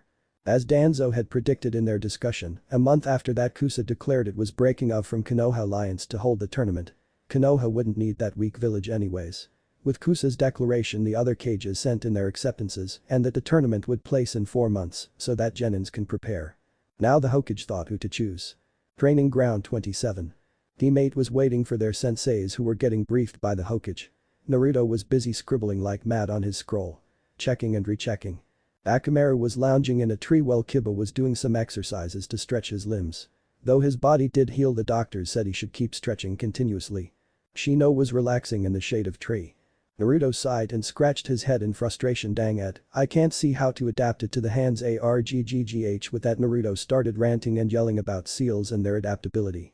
Naruto was starting 2 new projects for his team and he was having a tough time. Shino and Kiba weren't bothered by Naruto yelling out random seal equations because they were quite used to it. FCKINGA Naruto screamed on top of his lungs, then he stopped and sighed, why won't you work guys? I'm gonna go practice Shunpo to cool off. His team nodded once again. This is all routine. Naruto got in the middle of the field and took a deep breath. He disappeared leaving an after image. Then he appeared all around in dozens of circles. Though it looked like Cage Bunshin, you could see a faint blur over all of the clones. Vegito's suggestion not only improved the speed of the Shunpo, it made it more versatile. Naruto could now move without stopping and the after images was simply him tapping the ground moving somewhere else. Guys think Ichigo's Bankai vs Byakuya. When Naruto compared it to Hirishin he felt that he surpassed it in its speed and reliability. The only problem was that he needed to use it consecutively without hampering his chakra supply or mental energy. Naruto stopped breathing hard but not panting like he used to. Over the time Naruto found out that his body needs to react faster. So he did the forbidden thing and will ask Anko to help him train. He regretted it almost immediately, but the benefits were there. Naruto looked at the board in the middle of the field, so I'm gonna play chess. Anko nodded, but at the same time we are going to be fighting. Also you can't use Cage Bunshin or your seals. Naruto nodded, very scared. Am I screwed? Anko took out a kunai and licked it, I'm gonna love this. Naruto knew it. No, I'm fucked. You could hear the yellings of damn it motherfucker you bitch from miles away. And so Naruto's extra training with Anko got him new reflexes on his subconscious. Kiba also got special training from his parents. With his failure to keep up with the pack, even though he was told millions of times that he had saved their lives and get injured, he pushed himself harder. He finished learning his taijutsu and now just needed to master it, which he was doing quite easily. He was hailed as a prodigy to his surprise. It took all of Kurenai's, Naruto's and even Shino's patience to make sure that it didn't get to his head. Shino was taking a real chance on his style. After the trip, Shino had forced Naruto, with bugs, to create a couple projects for him. Naruto had finished the heaviest project that had 2 parts. The first part was already applied and the other needed a lot of effort to make sure it would work. If this worked then he would be able to attack his enemies much faster. 20 minutes later. Kurenai arrived to see her teams in their respective relative positions, if you could call Naruto's scribbling and cursing that. Team? Her team turned to her smiling. She smiled back. This was her team, though rough around the edges they had the potential to be the best. We have the next 4 months to train. We have been recommended for the Shinobi Genin tournament. Time skip 3 months. Naruto woke up early that morning. And as per usually walked toward the kitchen groggily. He took out his pan and started frying 6 eggs and 12 bacon. He put the pot on and put in leftover miso soup. Naruto also put his new coffee machine on and set up for at least 5 cups. Naruto then made 4 Cage Bunshin to watch each frying food and clean up the place. Naruto's house had become the hub for the meeting place for some reason. Kurenai and Anko just decided to show up in the morning instead of meeting at the training grounds a couple months back and teammate just rolled with it. Naruto got in the shower and started to wash himself. Even through his shower he could hear Kiba getting up messily and cursing that his limbs sores.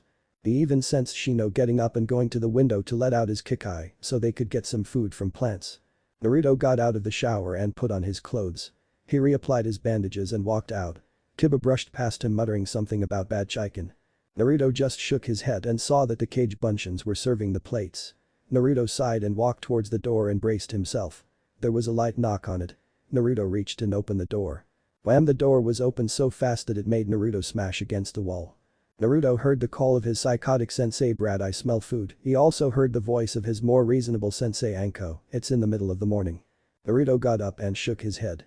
This was routine, so Naruto was used to the exciting morning. Akamaru bounded up and started running around Kurenai's legs.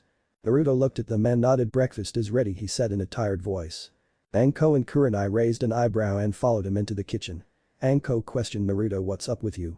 Naruto looked back and yawned. I finished applying the last seals to my projects and they are in every way perfect. I double-checked while the others were sleeping. Anko and Kurenai nodded. That was a reasonable excuse. Hey Kurenai-sensei and Anko-sensei, Kiba yelled while putting his shirt on. Anko eyes brightened. Hi to you too, and Anko turned to Kurenai. See, at least someone is energetic in the morning. Kurenai just rolled her eyes. Kurenai-sensei, Anko-sensei, Shino said while doing his signature jutsu dubbed my Naruto, the silent cool, pushing up the glasses technique. Kurenai nodded back and then gave a pointed look at Anko, who grumbled something about stupid silent people. They all sat down and started eating. Kiba, eat with your mouth closed, Kurenai reprimanded. But why? Kiba asked, food still in his mouth. All of a sudden Kiba's hand was almost stabbed by a kunai. Because she said so, Anko yelled. Naruto sighed. Can we not destroy my table? Anko-sensei, can you not steal my bacon? Shino asked. After a few seconds, never mind Anko-sensei, go ahead and have it, Shino said, sweating.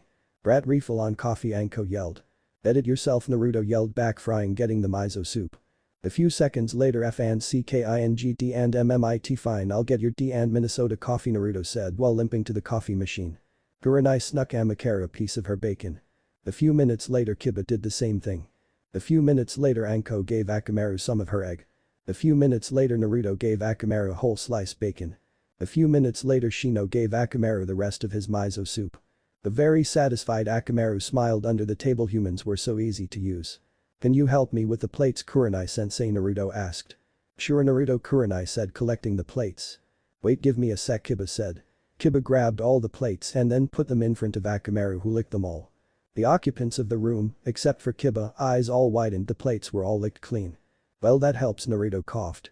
Akamaru just barked happily. Oh yes, these humans were easy to use. After they had finally finished eating, they were outside and walking towards the Hokage Tower. Naruto stared, thinking about the tournament they had been training for. Sensei, what kind of tournament is it? Kurenai turned to him and smiled. It has two divisions to it, the team division, which is team versus team, or the single combat division. Shino asked his question. What are we participating then? Anko decided to answer. It is pre-decided by the Hokage, but either way you'll be able to win in both. Though I think the Ino Shikacho might give you a run for your money, cause I heard Asuma was working with Genma and Heiei to get them into shape. Naruto raised an eyebrow. Heiei, as in the sword master. Anko looked at him and nodded. Yeah, you know him. Naruto shook his head. Kitty-chan is his girlfriend. Anko and Kurenai froze. This was news. Their inner gossip was giggling in delight. They had something over that Kinachi. But then again, she probably knew about their boyfriends as well. Senseis, what are you stopping for? Oh, nothing, Kurenai responded. And they continued their walk to the Hokage Tower. Hokage Tower.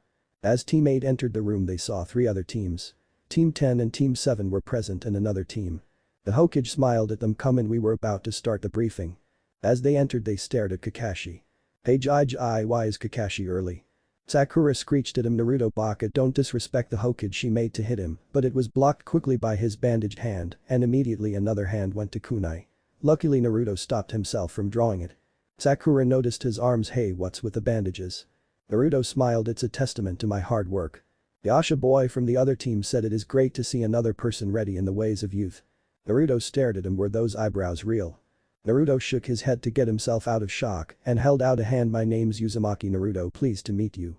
The boy in the green, whatever that monstrosity was, shook his hand. My name is Lee. Naruto's arm was abused as it was shook vigorously. Yay.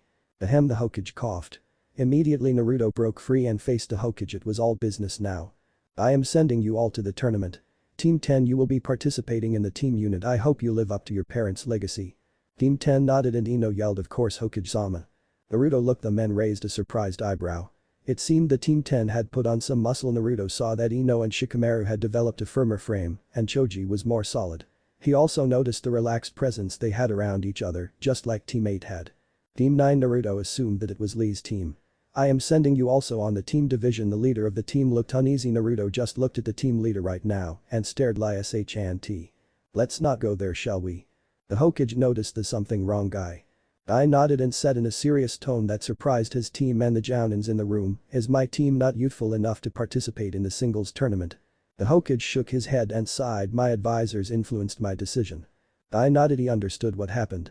The Hokage turned to Team 7, Sasuke, you out of your team will be participating in the tournament. This made the Genins raise eyebrows. Hinata decided to speak out. Hokage-sama, why? Because the advisors didn't want to endanger you both, so only Sasuke was allowed. But that Naruto saw the bigger picture and his face darkened. More special treatment for the Uchiha. Ashi sighed, don't worry you two, I'll train you when we are there. Sakura nodded, a bit downtrodden. Finally the Hokage turned to teammate, now teammate, all of you will be participating in the singles tournament, I expect great things from you. Teammate nodded. Now the Hokage leaned back and addressed them all, you will be meeting with a team from Suna who is participating in the single tournament. Then you'll head over to Kusa. Then the Hokage's face darkened and he looked at them. Each of the nins in the room stood straighter, I expect you to be on your best behavior, do not under any circumstances start fights outside the tournament. This is for the future of Konoha. Each of the Genins nodded solemnly. But you leave in a week. But that teammate dispersed to say goodbye to their families for a day. Then for the next 5 days they ate, slept and trained at Training Ground 27, and for 5 days straight, they practiced the mother of all skills, repetition and more practice. A pun if you really get it. Konoha North Gate. Teammate minus Anko was waiting at the gates. They were snacking on wrapped omelets Kiba had shown them how to make. Surprisingly, Kiba's mother, Sum, taught it to him because she didn't have anything else to teach him. Kiba couldn't do the more advanced technique since Akamaru wasn't ready and Kiba's body wasn't at its best condition. Shino was actually developing his own techniques and Naruto had taken the liberty of making him a blood scroll so he could keep the scroll to himself. Shino told him that his clan's techniques were outdated and needed replacing. Naruto thought that was harsh, but Shino only said it was logical. Naruto himself had been working on a way to shorten the amount chakra necessary to push off so he could use it more often. Naruto sighed, this was going to be one hell of a day. Hey guys, teammate turned to see team guy with the girl with the 2 hair buns. Naruto raised a hand, hi, I think we never got introduced, the name's Uzumaki Naruto. The girl gave him a smile, call me Tenten, the boy and next to her had long hair and a ponytail and wade eyes, a hi Uga a Naruto thought. My name is Niji, the boy said. Naruto just smiled again. Kiba and Shino noticed this wasn't the usual smile Naruto had, it was a face smile, one used when he was either bored or annoyed. What's wrong with him, Kiba thought. Naruto talked casually with Team Guy for a while before returning to his team. As he was walking back to his team, Team 10 and part of Team 7 showed up. Naruto's eyes twitched and he greeted Team 10 with the same smile. Kura and I went to talk with the other Jounins to see what they knew so they knew what to train during the trip. As Naruto talked with the other teams, Kiba and Shino, Naruto's fake smile once again and his eyes twitching. Of course the other teams couldn't see through the disguise of the happy and carefree boy Naruto had put up. Shino also noticed that Naruto wanted to get away but was having a hard time since they kept continuing the conversation. Shino bumped Kiba lightly. Kiba, get him out of there, Shino said. Kiba nodded, hey Naruto, can you come check on my right hand, the thing feels funny. Everyone turned to stare at him except for the members of Team 8 who knew what he actually meant. Naruto walked over, let me see, maybe the reactor buffer is acting up again. Kiba rolled over his sleeve to show a ring of flame tattoos all around his wrist. Everyone looked at it with interest. Kakashi appeared on the seals next to the Jounins and walked near Kurenai and whispered, is that seals? Kurenai nodded, yay, Naruto created them a while back for the whole team. Kakashi raised one lazy eyebrow, interesting, is it that? Kurenai chuckled at his joke, no, he made a different version to fit them. Kakashi nodded. Sasuke looked with interest at the seals, hey dope, what are the seals? He is talking to Kiba. Kiba and Naruto ignored him since Naruto was explaining once again how to operate whatever he had on. Sakura, for all her fangirliness, grew angry, hey Sasuke-kun is talking to you, pay attention. She moved to hit Kiba but her hand was stopped once again. Sakura looked at Naruto about to yell at him too but stopped. Naruto looked her dead in the eye, the annoyance clear on his face. Sakura-san, it would be best if you did not try to attack my teammates. Sakura took a step back and Naruto shook his head and sighed. He turned back to Kiba. Okay, it looks fine, but remember if there is any burst that doesn't go, do not use that hand until the chakra unjams, it should only take a couple seconds to do so. Sasuke looked in annoyance, hey, I'm talking to you. Naruto just waved his hand like Sasuke was annoying and should go away. Now Kiba, make sure you be careful, don't overdose it like you usually do. Kiba nodded, yeah, I got it. Naruto looked Kiba dead in the eye, I'm serious. Fine, I get it, man. Ahem, everyone turned to see Kakashi standing there waiting with the other Jounins. You're late, Sakura screeched. Everyone else winced at the loudness. Teammate sighed, including Kurenai, it was going to be a long day. 2 days later. Naruto wanted to commit seppuku right there. Okami, were they annoying? Team 10 was just fine. Ino was just talked around with her team and sometimes Team 10 would talk amongst each other. Team 9 or guys team wasn't bad either, they were actually good fighters so they got some tips on some moves. For example, Tenten would show them how to make a kunai's path bend or how to make it fall sharply at a certain point. Team 8 and 10 drank it like hot chocolate. Rock Lee started to spar with him in Taijutsu. He was better than Shino in it, but Kiba was giving Lee a run for his money. Shikamaru would play shogi with Naruto, but Naruto would lose because he always started freeze and reach for a kunai when Shikamaru made a move. DMN reflexes. Now the team that made everything go bad was good. All Team 7. Hinata wasn't that bad, only she was really quiet. But Sasuke and his fangirl Sakura was annoying as hell. Sakura would just cheer on Sasuke and do Jack SHT and Sasuke would keep challenging everyone. Neji and Rock Lee continued to put him in his place. When Sasuke gave up and started Team 8, they just ignored him. Then Sasuke started to jeer at them, trying to provoke them. Of course they were able to take it, but Kiba and Naruto also wanted to smash in that pretty boy's face. The only problem is that they made a promise with Kurenai not to cause any fights or they would have a 3-day training session with Anko. They were good fighters, but none of them were suicidal enough to even face Anko. And now they were in the hot desert. Oh excuse me, desert. Naruto was hallucinating. Naruto looked and thought he was hallucinating again. Hey Kiba. Kiba looked up wearily. Yay. Is that Suna? Kiba looked up and saw the village. Probably not, must be hallucinating. Yeah, maybe. Actually it is the village, Shino said with his signature silent cool, pushing up the glasses jutsu. Naruto was about to use Shunpo to get into the village, but Kurenai read his mind. Oh no, you don't, Naruto. If you even try it, I'll make sure I lock you up with Anko in one of the cells. All the Jounins and teammate winced. Sakura looked around questioningly. Who is Anko? Teammate sighed. Our other sensei, only psychotic, they said in unison. Anko was working with a patient who was quite difficult to break and suddenly sneezed. The patient screamed, no germs, no, I hate germs, Anko smirked and reminded herself to thank whoever made her sneeze. As they entered, Naruto and teammate looked around. It was quite different from Konoha and was dusty like an old town. Mama guys, don't go running off, Kakashi drawled out. Hi, Naruto replied. Then he saw the Kazukiyage's tower. Naruto turned to Kurenai. Do we reply to the Kazukiyage?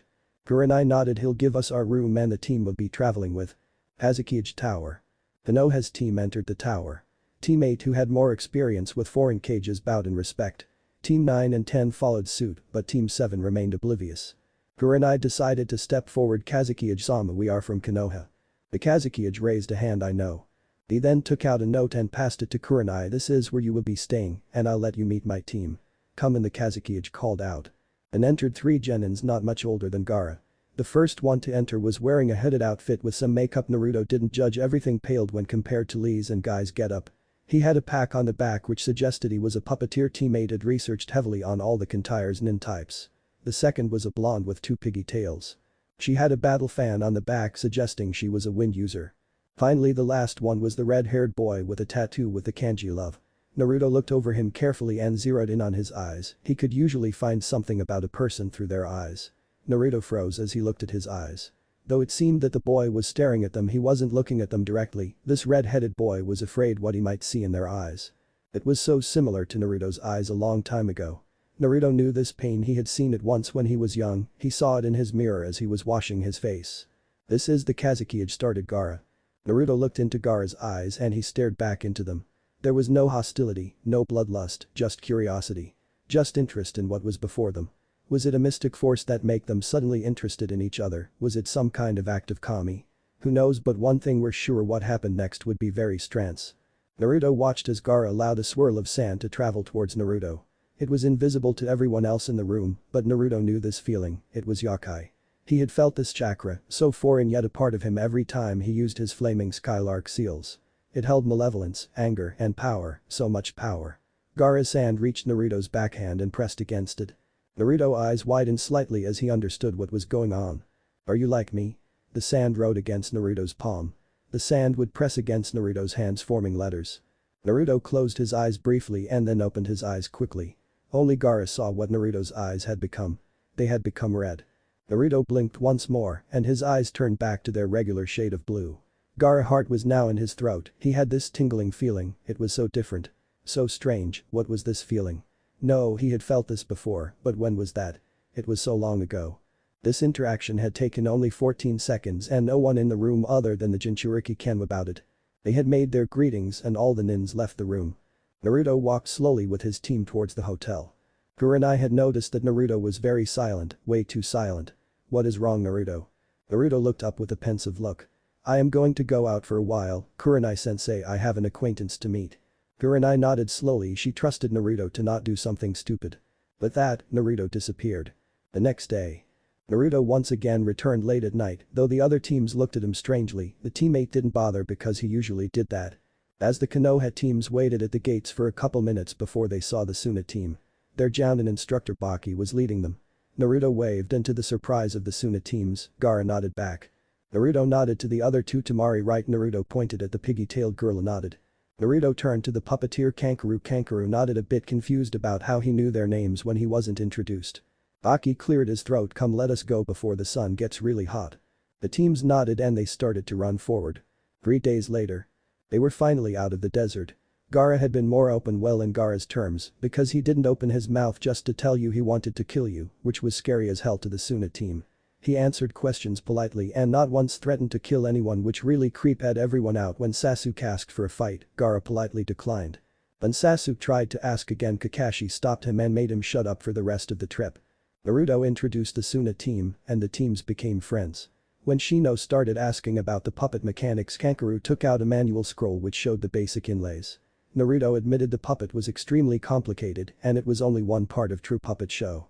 All in all, the trip was quite uneventful and they finally reached Kusa. Naruto looked at it and raised an eyebrow. Sure, there were huge mushrooms and gigantic blades of grass, but the village was just a mass of buildings with a tower in the middle and a cement wall around it. Nothing intimidating, nothing that catches your eye, just plain boring.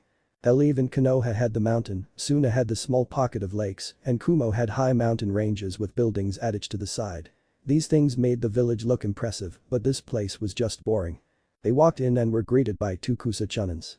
Hello Konoha and Suna nins, your rooms are ready. We are sorry you cannot see the Kusakage. I'm not sure whether this is right or not, so please tell me. He is busy at the moment. But you will see him at the start of the tournament 2 days from now. Your hotel is here. The Chunins handed each of them a very good map that they could easily follow from anywhere in the city. Kurenai turned to her team. Let's put away our stuff and explore him. Teammate cheered. Shino did a slight nod, which was good enough for Kurenai. We'll go with you, Baki said. Kurenai nodded, alright. But that the 2 teams left the other ones. After putting away their stuff. Hey Gaara, wanna come with us to explore? Naruto asked. Gaara looked up from his pack and nodded. Alright, come on. Naruto motioned him to follow. Gaara followed silently to the lobby where Kiba and Shino were standing. Next to them were Kankuro and Temari. Naruto raised an eyebrow. You guys coming too? Kankuro and Temari nodded. Yeah, I wanna see the city. Temari answered. Alright, let's go with it. The Genins left the building. They walked around for a couple hours looking around at shops, not finding anything eye-catching. Naruto yawned. Man, the city is boring. The others nodded in agreement. By this time the streets were bustling with people so one could pick up random conversation. Temari overheard a conversation in the restaurant. Oh, stop complaining. Man, I knew I should have brought some mayonnaise to put on my fries. Temari whipped her head around and said out loud, mayonnaise on fries. Her group stopped and turned to her. Naruto asked in a quizzical tone, mayonnaise on fries. Temari nodded. Yay, some person over there is complaining about not having mayonnaise on fries. Naruto's eyes lit up and he turned to Shino and Kiba. You think? Shino nodded. We only know one person who would do it. Kiba nodded. I can smell him too. Naruto smiled. Come on then. Naruto turned to Gaara. Wanna meet the other side of the coin? Gaara's eyes widened and nodded. With that they walked towards where Kiba led them. They entered and saw a familiar sight. A girl with red hair was yelling at another boy who was eating fries while dipping them in a jar of mayonnaise he had found. A blonde-haired girl with a ponytail was eating a plate of sashimi, calmly ignoring the two. Kiba and Shino chuckled quietly at the sight while Temari and Kankuro looked at the scene while sweat dropping. Perry had grown out her hair a bit longer and Amoy now was sporting a small scar on his arm. Yujito had grown her hair out too, but she looked the same. Naruto walked up and said, can I have some? Amoy dipped 3 fries in the mayonnaise and held them out without looking. Here you go, Naruto. There was a pause. Carry, Amoy, and Yujito froze. Naruto. They all cried. Carry and Amoy jumped up and waved at Kiba and Shino. Hey guys, when you get here. Kiba laughed. A few hours ago. Amoy got in his thinking pose. We came here early, like 3 days ago. Naruto-kun. Naruto was tackled by another blonde. Naruto barely kept his balance. Hey Yujito-chan. Naruto pushed Yujito back and smiled. Naruto. Naruto turned and saw Gaara staring at Yujito. Naruto palmed his face. Oh yeah Gaara, this is Yujito, this is Gaara, we're all the same. Yujito's eyes widened and her face grew brighter. She held out a hand high. Gaara slowly reached out and shook it. They stared in each other's eyes, looking and seeing the pain, looking and seeing that they understood each other, looking and seeing that they both knew they weren't alone anymore. Naruto introduced the Suna team to Team Samui. The greetings were polite and they all sat down to order some grub. It was a fun dinner, lots of yelling, Kiba crying in pain, Kiba running away because he accidentally touched some things he wasn't supposed to, because Carrie bonked him on the head. Well, let's just say Kiba was running fast, while Carrie and Temari chasing after him. Yujito and Gaara just watched this and laughed. Well, Gaara gave a faint smile. In 2 days the start of tournament would begin and the lives of these genins would change. With war. 2 days later from last chapter, this does not count in the 2 skips. For the next 2 days the genins just lounged around. They played some card games or did some light sparring, nothing too extraneous. As the day grew closer Naruto could feel the excitement, the lust for fight, it was intoxicating to him. Naruto looked down at his bandages, his ace in the hole. He had found a way to concentrate the fire, but when he tested it on of the larger boulders in Training Ground 27, it melted a clear tunnel through the rock and the trees behind it. Naruto would only use it if necessary, he had no doubt it could kill. Naruto walked downstairs and saw that his team were ready. He had heard from Kurenai-sensei that the first few days would actually be the team fighting, since it would be shorter in the number of fights. Then they would hold off the finals for 3 weeks, giving the teams enough time to make new strategies and prepare, and for the cages to get here. Once again guys, if you know what the names for the leaders in the smaller villages, please tell me. Somewhere in the later part of the first week the single tournament will start. Kurenai said that it would have 6 brackets and multiple arenas. In the end there would be a 1 versus 1 fight. Since there were more fights, it would only give the fighters 1 week to do rest and prepare. The actual rules of the fights would explain during the introduction of the tournament. Hey Kiba, Naruto waved. Naruto was a bit late because he had reapplied his newly improved Shunpo seal. Kiba yawned back while Akamaru barked happily from Kiba's jacket. Shino nodded towards Naruto who waved back. Kurenai-sensei is with the other Jounins and they are all meeting up with the Kusakage. One again, if anyone knows what it's actually called please tell me. Naruto nodded. Alright, let's go. And so the 3 set off towards the arena which they had found 2 days ago because of the gigantic sign arena on it. Though today they wouldn't be participating, it was necessary for them to watch. Team 8 was not ignorant, they knew that the assassination attempt was like a silent declaration of war. Konoha needed information and this tournament would provide the perfect stage for it. The reason Team 8 went to search around the village was not just to familiarize themselves with it, but to spy. Shino had already planted Kikai on almost all the teams not in the Konoha Alliance. Kiba and Akamaru had memorized every single scent of their allies, just in case they were in trouble and needed to be found. The data collection and report would be turned in by Naruto, who would compile each of the information and hand it to the Hokage. Of course they weren't ordered to do this, but Kurenai hinted she would do something like it as well, so might as well follow suit. At the arena. When they had arrived at the arena, the whole entire floor, hallways, seats and other areas including the bathrooms were packed, and since it was so full no one could go anywhere. Naruto, Shino and Kiba looked at the stuck pack inside.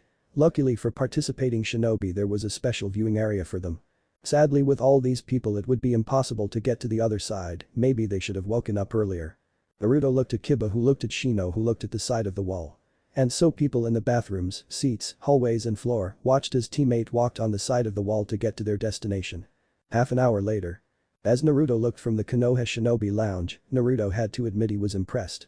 The arena was split into many parts. First there was the arena floor, it was fit were several small but deep pond, some patches of forest, and some stones boulders here and there. Now spread that across 700 square feet and you get the picture. It was so that all shinobi had even footing. The Kusanins had worked around the clock to make everything. Now for the observers. There was the upper deck, this was for civilians or the non-essentials, people who came to see the action. Either way each of these people had to be either foreign or rich. The second was the bottom observer, these people were the people Naruto needed to impress. The bottom deck was basically only a little above the arena floor, far enough to see the whole arena, but close enough to see the action in detail. It was basically an observation deck and the windows were made from chakra reinforced glass. These people had to be rich, influential, and had to at least own some high-class bussiness. Naruto smiled to himself, if he played the strong impression here he could persuade people to fund Konoha because business people always wants to go with the winner. Now finally there was what Naruto called the pits. These pits were actually the shinobi lounges. They were on the same floor as the arena though inside. Those watching the match or preparing for a match would stay there.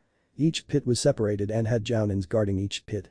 Not that the Kusa nins were fearing someone would attack the nins, but to stop any foul play. The lounges were stocked with water, some snacks. It also had whetstones to sharpen any kunais, paper and ink for any seals, even some gunpowder and other chemicals to make flash bangs. The nins could use these items to their heart's content, but they could not leave the room unless it was their match. The lounge was actually pretty nice. It had 2 couches and a large table in the middle with a map of the arena on it. Kiba was currently making a flare for Shikamaru. Surprisingly, the Naras had actually made the designs for one, but never got around to making one. Shikamaru had just found out about it and asked Kiba to make a couple. Though they would be an extreme asset to Shikamaru and his team, Kiba would need an hour to complete it due to its complexity. Naruto didn't understand its use during the day, but he had no right to complain. Naruto was at the side making shock tags. These tags, as their name implies, releases about 10 million, I've checked not enough to kill, of volts in the vicinity and are very dangerous. Though they cannot kill, they can seriously injure someone. Naruto had made 10 of them already and handed it, 5 to each team. As of right now, Team 10 and Team 9 were waiting in the lounge. In about 10 minutes they would post up the 2 brackets for the team battles. Their jounins were in the observation deck because they could not help their team for the next round. Shikamaru was talking to his team about the strategies he had planned, and the code words to go with it. Choji, like always, was eating while listening. And Ino, surprisingly or at least to others, was actually focusing all of her attention on him. Neji and Tenten were debating on strategies. Lee listened while stretching his legs. Naruto sighed. Though these teams were smart, he had to make something clear. "Hey guys." Everyone turned to him. Naruto looked at every one of them. Though they were all at least the same age or older than him, they did not know the true meaning of this. Understood the Hokage. The Hokage had been his friend for all of Naruto's life. Naruto leaned forward on his seat, his face serious. This tournament is being held in the preparation for war. Team 7, 9, Ino and Choji blinked and were silent. Shikamaru also understood, of course, he was a genius after all. Sakura was wide-eyed. What do you mean? Naruto sighed. We are going to war, it's obvious, unavoidable. This tournament will be a big part in deciding who wins and who doesn't. Ino, who had recovered from shock by processing the information so fast, their father, would be proud. What do you mean? Naruto looked at her. A couple months ago, Team 8 and Akumo team had an attempted assassination by Iwa. Naruto looked at her. A couple months ago, Iwa tried to assassinate Team 8 and a team from Kumo. The room gasped. Naruto ignored them and continued. Also, Kurenai-sensei has told us of the new aggression of Kiri's towards Konoha due to our bloodlines, and they have made an alliance with Iwa. Simply put, Konoha will have to fight Iwa and Kiri. Sakura then, thinking fast, retorted, but they'd be fighting Suna and Kumo too since we allied with them. Naruto nodded, but there is a new village that has appeared. Oto and her friend, Naruto said, also indicating to Shino and Kiba. Anko-sensei, teammate shivered slightly, has told us that the Hokage believes Oto has allied with Iwa and Kiri. Though this village may be new, it will put the war on even footing, allowing Iwa and Kiri to battle it out. Sandaime Jai knew this and held this tournament instead of the Chunin exams. Neji looked at Naruto and saw the complete confidence and utter truth he held in his voice and deemed him knowledgeable. Neji understood that this boy knew what he was talking about and was trying to tell them something important. Neji asked, then why did he hold this tournament then? Naruto nodded at Neji. This tournament is held with all the villages, not just ones we are allied with, unlike the Chunin exams. We will be fighting our allies as well as our future enemies. Outside there are wealthy business people, people with connections, benefactors. These people are the people we need to convince we are the stronger side. Why? Because they will sponsor us, and if we're lucky we can get to Kikugar, the only village that is not yet decided on who to fight for, on our side.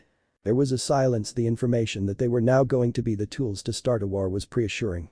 Sasuke, who now was interested in what Naruto was saying, decided to speak up and the point in acting as lobbyists. Naruto turned to Sasuke. My point is that when you're out there you need to remember 3 things to get people on our side. 1.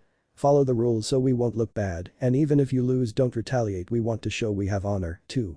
Don't harm any other nins too severely. If they are not Iwa or Kiri, if they are, butcher them. Finally, make a show of your opponents, show them that they are weak and not even worthy of your time. The room was silent. The genins were amazed at his speech. Shikamaru sighed. Troublesome, maybe sort of troublesome. Just as Naruto finished there was a knock on the door. Hinata opened it and Akusa Jounin stood there holding out a paper. Hinata took it and closed the door. Hinata then gave it to Sakura, who laid it out on the table in the middle of the lounge. The paper laid out the brackets. It also read on the side that the rules, who would be going and who had won the fight, would be announced through the speakers in the rooms. Naruto scanned over the bracket with amusement. Konoha would be the only team besides Iwa to actually have more than one team in this division. Kumo had 1 team, Iwa had 2 teams, Kiri had 1, Oto had 1, Taki had 1, and with Konoha it made 8. Lucky for them, Konoha was on the opposite side of the brackets. Naruto looked at the opponents. Team 9's opponent was Taki and Team 10's first opponent Odo. Well, fuck, Naruto thought. But then he saw Shikamaru smiled and immediately stopped worrying. The smiling Shikamaru is a Shikamaru with a plan.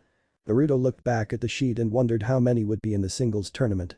Naruto was snapped out of his thoughts as the speakers came to life and a male voice came through it. Hello everyone, my name is Remo Keed. I will be the judge for the team battles. Now first I would like to explain the rules. Rule number 1. The matches will be lasting 3 hours each. If it goes over I will stop the match and decide who has won. Rule number 2. I will stop the match when I see fit, no arguments and no late hits. Rule number 3. If 2 of your team is out of the fight you lose. Rule number 4. No killing. Rule number 5. Every item is fair game. Now with that, let's start the matches. The Konoha Genins could hear the roar of the crowd. Then they heard the speakers again. Will Konoha Team 1 and the Odo team come to the arena floor? Naruto looked at Shikamaru and gave him the thumbs up. You guys got this, just focus on them and nothing else. Shikamaru nodded. Choji put down his bag. Team 10 walked in unison to the arena floor. As Shikamaru, Choji and Ino came out, they were suddenly impacted by pressure. The deafening roar of the crowd pushed on them, as if their yells moved the air to push down on them. They looked around in wonder, but then Ino said, guys, focus. Shikamaru stopped looking around and looked at the Odo team, analyzing them for what they were worth. Choji shook himself out of his stupor and looked back at Odo Nins. Shikamaru started thinking of plans to beat them. The sun is behind us, oh my shadow is lengthened, so I won't need fish hooker. Triple O Odo sound must be ranged then, so plan raise and smashes out, but what? But then his mind drifted back to what Naruto had said and make a show out of them. Yes, that could work. Shikamaru muttered, plan umbrella. Ino, use the shock tag instead since we don't have the flashbang, and Choji, don't squash them too much. Shikamaru and his team walked closer to the center but spread out a little bit farther than normal. The proctor appeared about 10 feet from them so he wouldn't get caught in the fight. The Odo Nin were pretty close together. Once they had seen Team 10 spread out, they probably were thinking they were going to do a pincer, so they were going back to back, a textbook strategy. Shikamaru mentally smirked, this would be easy. Begin. The proctor said. Immediately Ino charged to the side pretending she was going for a pincer technique. Shikamaru mentally applauded Ino for her analyzation of the Odo's team pincer assumption. Choji ran up a tree and jumped off it, going very high in the air. He quickly used several jutsu and called out Baika, no jutsu. Choji's body expanded several times over, creating a large shadow over the area. The Odo Nin had first been distracted by Ino and immediately went back to back. But when Choji jumped up and used his technique, they immediately turned their attention to him. One of them was about to lift his arms and do something, but found out he couldn't. What, I can't move. Then they unwillingly faced the boy with the ponytail. He yawned, did you actually think we would be doing the pincer technique? You're boring. As he said that, Ino rushed in with a tag and placed it in the middle of the Odo Nin's formation, then jumped out activating it. As she did, Shikamaru let his jutsu fall so he wouldn't feel the pain as well. The Odo Nin screamed out loud as several million volts coursed through their body. The volt stopped, leaving the Odo Nins shaking, unable to control their bodies. Sadly, this wasn't the end. You see, when Choji was up there his body mass made him fall down hard, so Choji had to do something, and that was Nikkuden Sensha, and a rolling mass of meat landed on the Odo Nins, crushing them. Choji immediately stopped the technique and jumped back to his team. The Odo Nin were now on the ground, their bones broken and mangled. All of them were unconscious. The crowd was silent. The Konoha team in the first round had beaten the Odo Nins in only a minute. The proctor immediately called it winner Konoha. The crowd snapped out of its stupor and roared. Team 10 turned back to the mangled bodies of Odo and walked back to their pit. Naruto waited for them to start. And like most tournaments, there was commentary. As he heard the commentary, he smiled. Shikamaru, you smart bastard. As he heard Konoha being called the winner, he lifted his arms in cheers and the room was filled with yeses, and I knew they could do it. As Team 10 went in, they were greeted with congratulations and claps on the back. All the way Team 10 was smiling.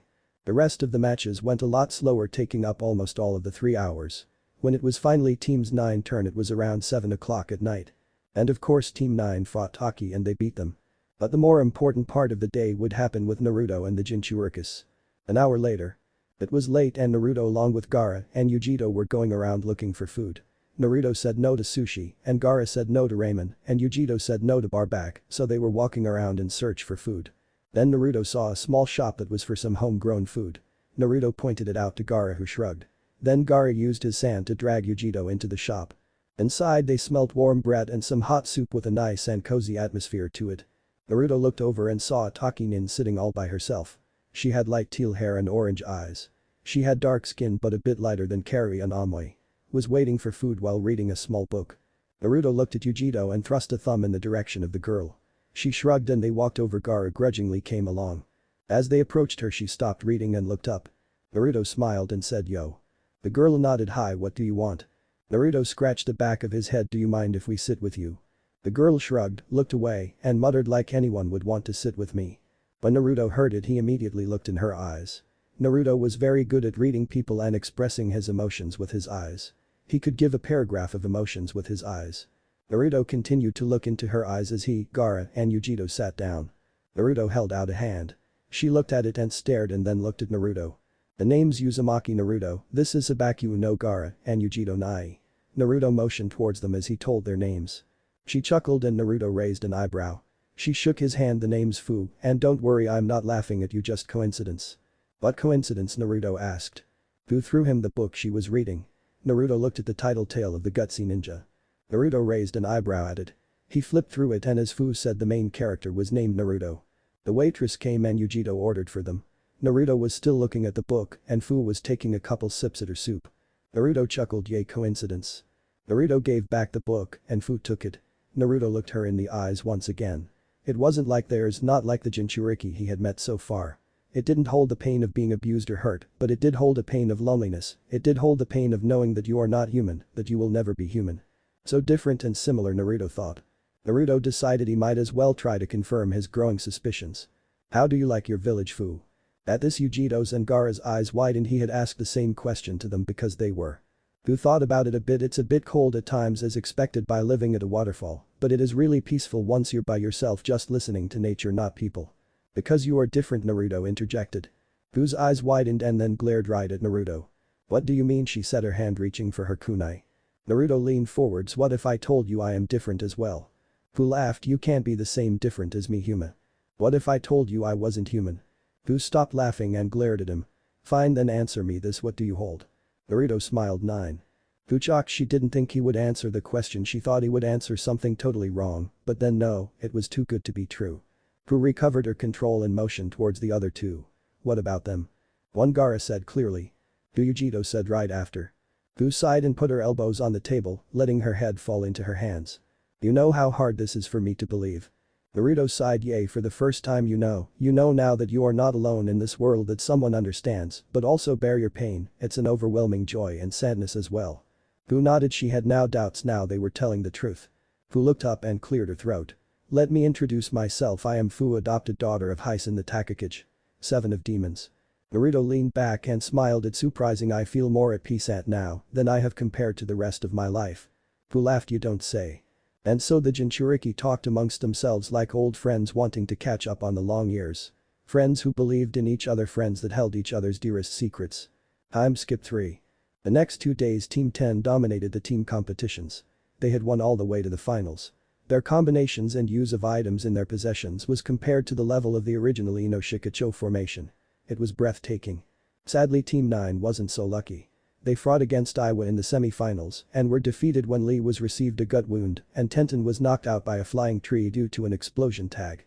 Team 9 was now in the hospital being watched over by Guy, while Team 10 and Asuma were out training in one of the provided training grounds. The day would be the beginning of the single matches. Naruto was silent. It would be his turn to fight and he would make the most of it. There would be no showing of technique, no fancy flourish of a skill. It would be brute force, crushing raw power. Naruto was snapped out of his thoughts as the speakers came to life and a male voice came through it. Hello everyone. It's your host. Remo Kid, and we are about to start the single matches now. First I would like to explain the rules. Rule number 1. The matches will be lasting 1 hour each. If it goes over I will stop the match and decide who has won. Rule number 2. I will stop the match when I see fit, no arguments and no late hits. Rule number 3. If you are injured with a life-threatening wound you are out of the fight. Rule number 4. If you are threatened with a life-threatening blow, you are out of the fight. Rule number 4. No killing. Rule number 5. Every item is fair game. Now with that let's start the matches. The Konoha Genins could hear the roar of the crowd. Naruto sighed. Same thing as last time. Sure enough, another host came in with the singles bracket for the day. Naruto had to admit this was a surprise. He was in the second round and no one was in with him. Or at least no one from the allied villages. Naruto nodded to himself. This will be good. Hey Dobe, it looks like you're up, I hope you don't lose. Naruto's eyes flickered up to the Uchiha and rolled his eyes. I don't need to be told that. Naruto then looked down and focused himself. He wasn't nervous, but he could get distracted, and that was bad for anyone. And so Naruto waited. What was minutes seemed like hours, and Naruto could feel the energy from the crowd as they roared and cheered for the combatants. It was invigorating. He wanted to get out there and destroy something, prove his mettle and show the world who he was. And now will Naruto Uzumaki of Konoha come up? And that was all Naruto heard. There was no more sound. It was all blank. Like someone had put mute onto the world. He saw people talk, even his teammates, but he didn't hear them. All that mattered was the match. Naruto walked up the steps and let the light from the sun engulf him. Naruto blinked at the setup. And then looked forward to see his opponent, and I went in. Naruto smirked, oh this would be good. Naruto walked into the center and so did the other nin. Naruto immediately started analyzing his opponent, ignoring the yelling of the proctor. Scarred hand, so probably a taijutsu user, doesn't seem all the strong in the legs, so he uses an upper body style. Unlikely he uses Yonjutsu, so I will begin. There was at first a hushed silence as the word was spoken. But then Naruto did something very unexpected. Naruto took a step forward, then another, then another. Naruto was literally walking, not running, but walking to the taijutsu user nin. The nin at first was shocked but then smirked. This guy was giving him the win. The other older, more experienced nins knew what Naruto was doing. Naruto was baiting the guy. He was asking him to attack first, just mocking him. And if Naruto had the skills, Naruto would crush the Iwa nin. Naruto walked closer. 7 feet. 6 feet. 5 feet. 4 feet. 3 feet. 2 feet. And that was when the Iwa nin struck. He lashed out with a right haymaker intended to smash Naruto's jaw. Naruto bent forward and crouched slightly. He brought up his head and latched onto the nin's wrist. He pushed against it, slowing it down. The nin was about to throw his other hand when Naruto suddenly let go of the nin's right hand and punched the nin straight into the jaw. The nin stumbled back from the hit. But Naruto wasn't going to let up. Naruto ran forward, raising his right arm. He swiped downwards with a brutal hammer fist on the Iwa nin's head. The boy was brought to his knees by the force and he was almost unconscious. Sadly, his heavy training was his demise. His instincts made him crawl back up to his feet and raise his hand into a taijutsu stance. Naruto took this as a go-ahead signal to beat the living shit out of him. Naruto ran forward and grabbed the dazed nin's arm and shoulder. Naruto kneed the nin in the stomach once. Twice. And on the third one he pushed off the floor with a shunpo and launched a destructive knee into the nin's gullet, sending him flying back. The Iwa boy was now unconscious and blood was dripping from his mouth. Naruto looked at the nin with no pity. Naruto turned away and walked back to his pit. He was given claps on the back and congratulations. Naruto smiled and thanked them. He was willing to be cool and proud of his achievement. In the stands, streets, and in the public he was a regular guy. But in the arena, in the heat of battle, it was all his territory. The only problem was, he was not the only Jinchuriki with a taste for battle. Arena. It was Kiba's turn. He was facing no one from Konoha, but Temari was actually in the division. Kiba wasn't worried about her though. It was true, Kiba had quite a lot of aces up his sleeves, but they may not be enough. Naruto had gauged Fu's strength in the restaurant. And from that, Naruto knew to watch out for Fu. Her regular chakra levels were beyond a normal gen and even beyond a Chunin's. But what was the real danger was the yokai he felt flowing through her system. It was more or less the same amount as the regular chakra, which meant that Fu had control over her chakra. That was definitely a disadvantage. On a better note, a lot of people have started to take an interest in Naruto. Naruto had gone to flawlessly destroy his opponents with taijutsu or very simple techniques, or at least what he considers easy techniques, like Cage Bunshin and Cage Shuriken. He wanted to save his skills for later. While he did make a good show for the entrepreneurs, he gave a warning to all the other shinobis. He was a threat and could really kick some ass. That would go a long way for Konoha's prestige, and now what was left was for Naruto's teammates and Sasuke to do their part. Naruto sighed as he sat down on the couch. He would have to up his game too.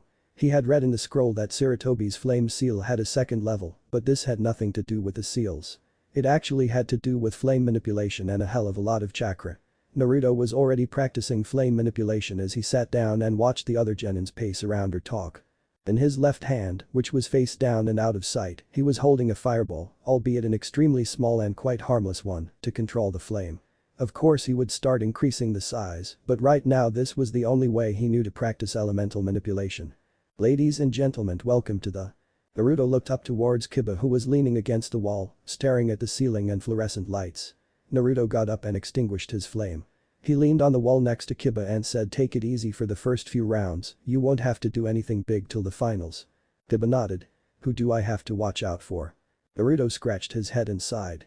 If it were any other condition I would say Tamari, but I believe Fu from the waterfall village is a bigger threat.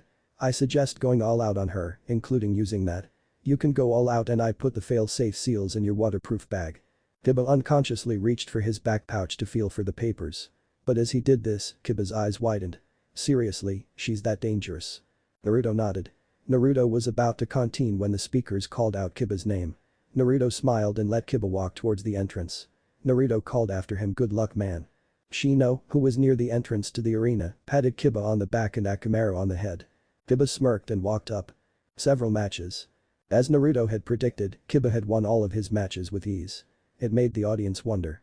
How strong were the Konoha genin? These kids were simply dominating the field. Naruto was actually pretty happy with the results. But Naruto was still nervous about Fu. From the commentary, she only used Tajudo and a single C-rank Suiton Jutsu against Tamari. It was pretty impressive, and Kiba took Naruto's warning seriously by then. Will Kiba of Konoha and Fu of Taki please come up to the arena? Naruto blinked and looked up at Kiba, who clenched his right hand. Naruto caught Kiba's eye as he stood up. Naruto just gave a single nod and Kiba understood. It was all that was needed between friends. They didn't have to say anything, they knew what to do. Kiba walked up to the arena, still gripping his right hand. Kiba. Kiba looked around at his surrounding and saw his opponent in front of him. She had to be proficient at Taijutsu, but Kiba had a sneaking suspicion she had another ace up her sleeve somewhere. Kiba didn't mind though, he had other aces up his sleeve too. The walk to the center of the arena, they were about 10 feet apart. The roar of the crowd was deafening, but Kiba blocked it out. He let the adrenaline pump into his blood and let his muscles loosen up. Akamaru was on the ground growling at Fu. Fu mirrored him. She lifted her left arm and shook it a couple times. They were just waiting for the begin. Kiba shot forward at Fu, his hand raised in pose to swipe at her. Fu simply raised her arm and blocked Kiba's strike by the wrist. Kiba anticipated this and grabbed Fu's wrist and jumped over her head, pulling Fu's arm with him. Kiba was about to throw Fu, but suddenly he lost his grip. Kiba used his forward momentum and jumped away from Fu so that Akamaru and him were on opposite sides of her. What was that? Kiba thought as he clenched his right hand. It was like her arm or something expanded, breaking his grip. Kiba glared at Fu and bent lower to the ground. Well, let's see about this. Kiba ran forward, adding chakra to his feet. Fu got into a stance and prepared for the assault. Kiba ran forward with a reverse punch to Fu's face. Fu easily sidestepped it and swung her leg out at Kiba. Kiba jumped up and smoothly flipped over it. Kiba landed low to the floor and did a leg sweep to Fu's leg. Fu anticipated it and jumped over Kiba's leg. Kiba smirked and then charged Fu with a heavy shoulder smash. Fu, being in the air, couldn't dodge it. Kiba hit directly on. Fu was sent flying back into the trees. Kiba blinked as he watched her crash into the trees. That was unexpected. When I smashed into her, it felt like I was hitting a wall. And there is no way she could add that much chakra to her body to harden it. Kiba pushed aside his thoughts as he gave a signal to Akamaru. Akamaru bonded off into the forest where Fu had crashed. Fu, on the other hand, walked out of the forest, not a scratch on her. Kiba blinked and his eyes narrowed. How this will be interesting. Kiba set his right foot back and leaned back on it. He put his right hand in a position to punch and readied his chakra. Fu, on the other hand, smirked and put her hand in the tiger seal. Gathering chakra, Kiba thought. Kiba blinked as he thought he saw a green aqua color shimmer over Fu. What was that? Chakra? Kiba bit his lip as he tried to decide what to do. Fu didn't let him have the chance as she charged forward. Fu let out a flurry of fast punches. Kiba weaved his way backwards away from the punches. Kiba suddenly stepped too far back and was off balance.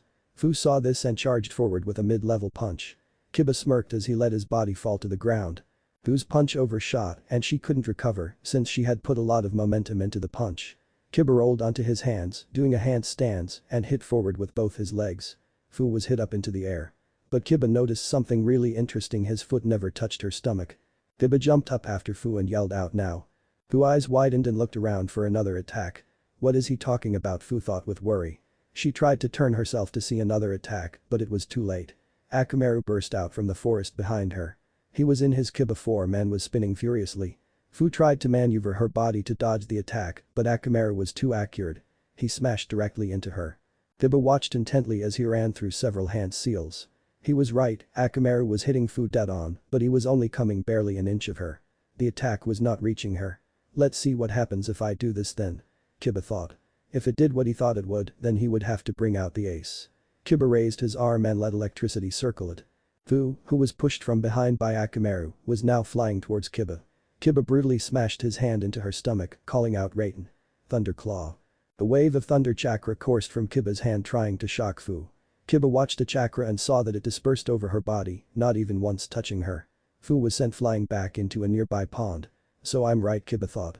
A chakra shield, but the strength of it's amazing, it's ridiculous. It could probably be turned into an offensive technique too. I mean, by adding chakra you can also add pressure, weight, range and even speed. Kiba smiled to himself. He knew that match was far from over, it looks like he'd have to use that after all. Kiba called out, Akamaru, I'm going to use that. Akamaru nodded in his Kiba form in recognition and jumped back. Kiba took a deep breath and went on his hands so that he was in the traditional four-leg style taijutsu stance that the Inyazuka. He started to circulate chakra through his coils and towards his hands and legs. Normally, it would be necessary to do this for the taijutsu, but he was doing this for a different reason. Kiba saw bubbles start to rise to the surface of the pond that he had punched Fu into and glared hard. Here we go. Suiton. Dragon Miss Lee. Kiba pushed off with his legs but didn't use the chakra. His ace had to rely on direct confrontation. It was extremely powerful, but it was too powerful. Once he activated, there was no half-assing anything. Fu jumped out of the water smiling. She had finally come across an opponent she could really fight against. She turned to Kiba and pushed off with her feet, adding chakra to the chakra barrier. The chakra barrier was actually a way to keep her Bijuu's chakra under control. It would transfer the demonic chakra into a shield surrounding her. Of course, she controlled the flow of that chakra, whether she wanted it stronger or not depended on her choice. Of course, it took amazing concentration to juggle two chakras at once, but she was trained since birth to do it. Fu pushed off with amazing speed and raised her arm to punch Kiba in the gut. Kiba was waiting for her, but when he saw her charge he tried to dodge. It seemed that she was faster than Kiba because she landed a solid hit to Kiba's stomach. Fu pouted a bit as Kiba was sent flying back. That easy, huh? Hey, that was my favorite jacket. Fu whipped around to find Kiba behind her. Fu's eyes widened and she jumped back to get some distance. As she did so, she looked over to where she had punched Kiba and in accordance with Kiba's words, there was a beaten jacket instead of a knocked out Kiba.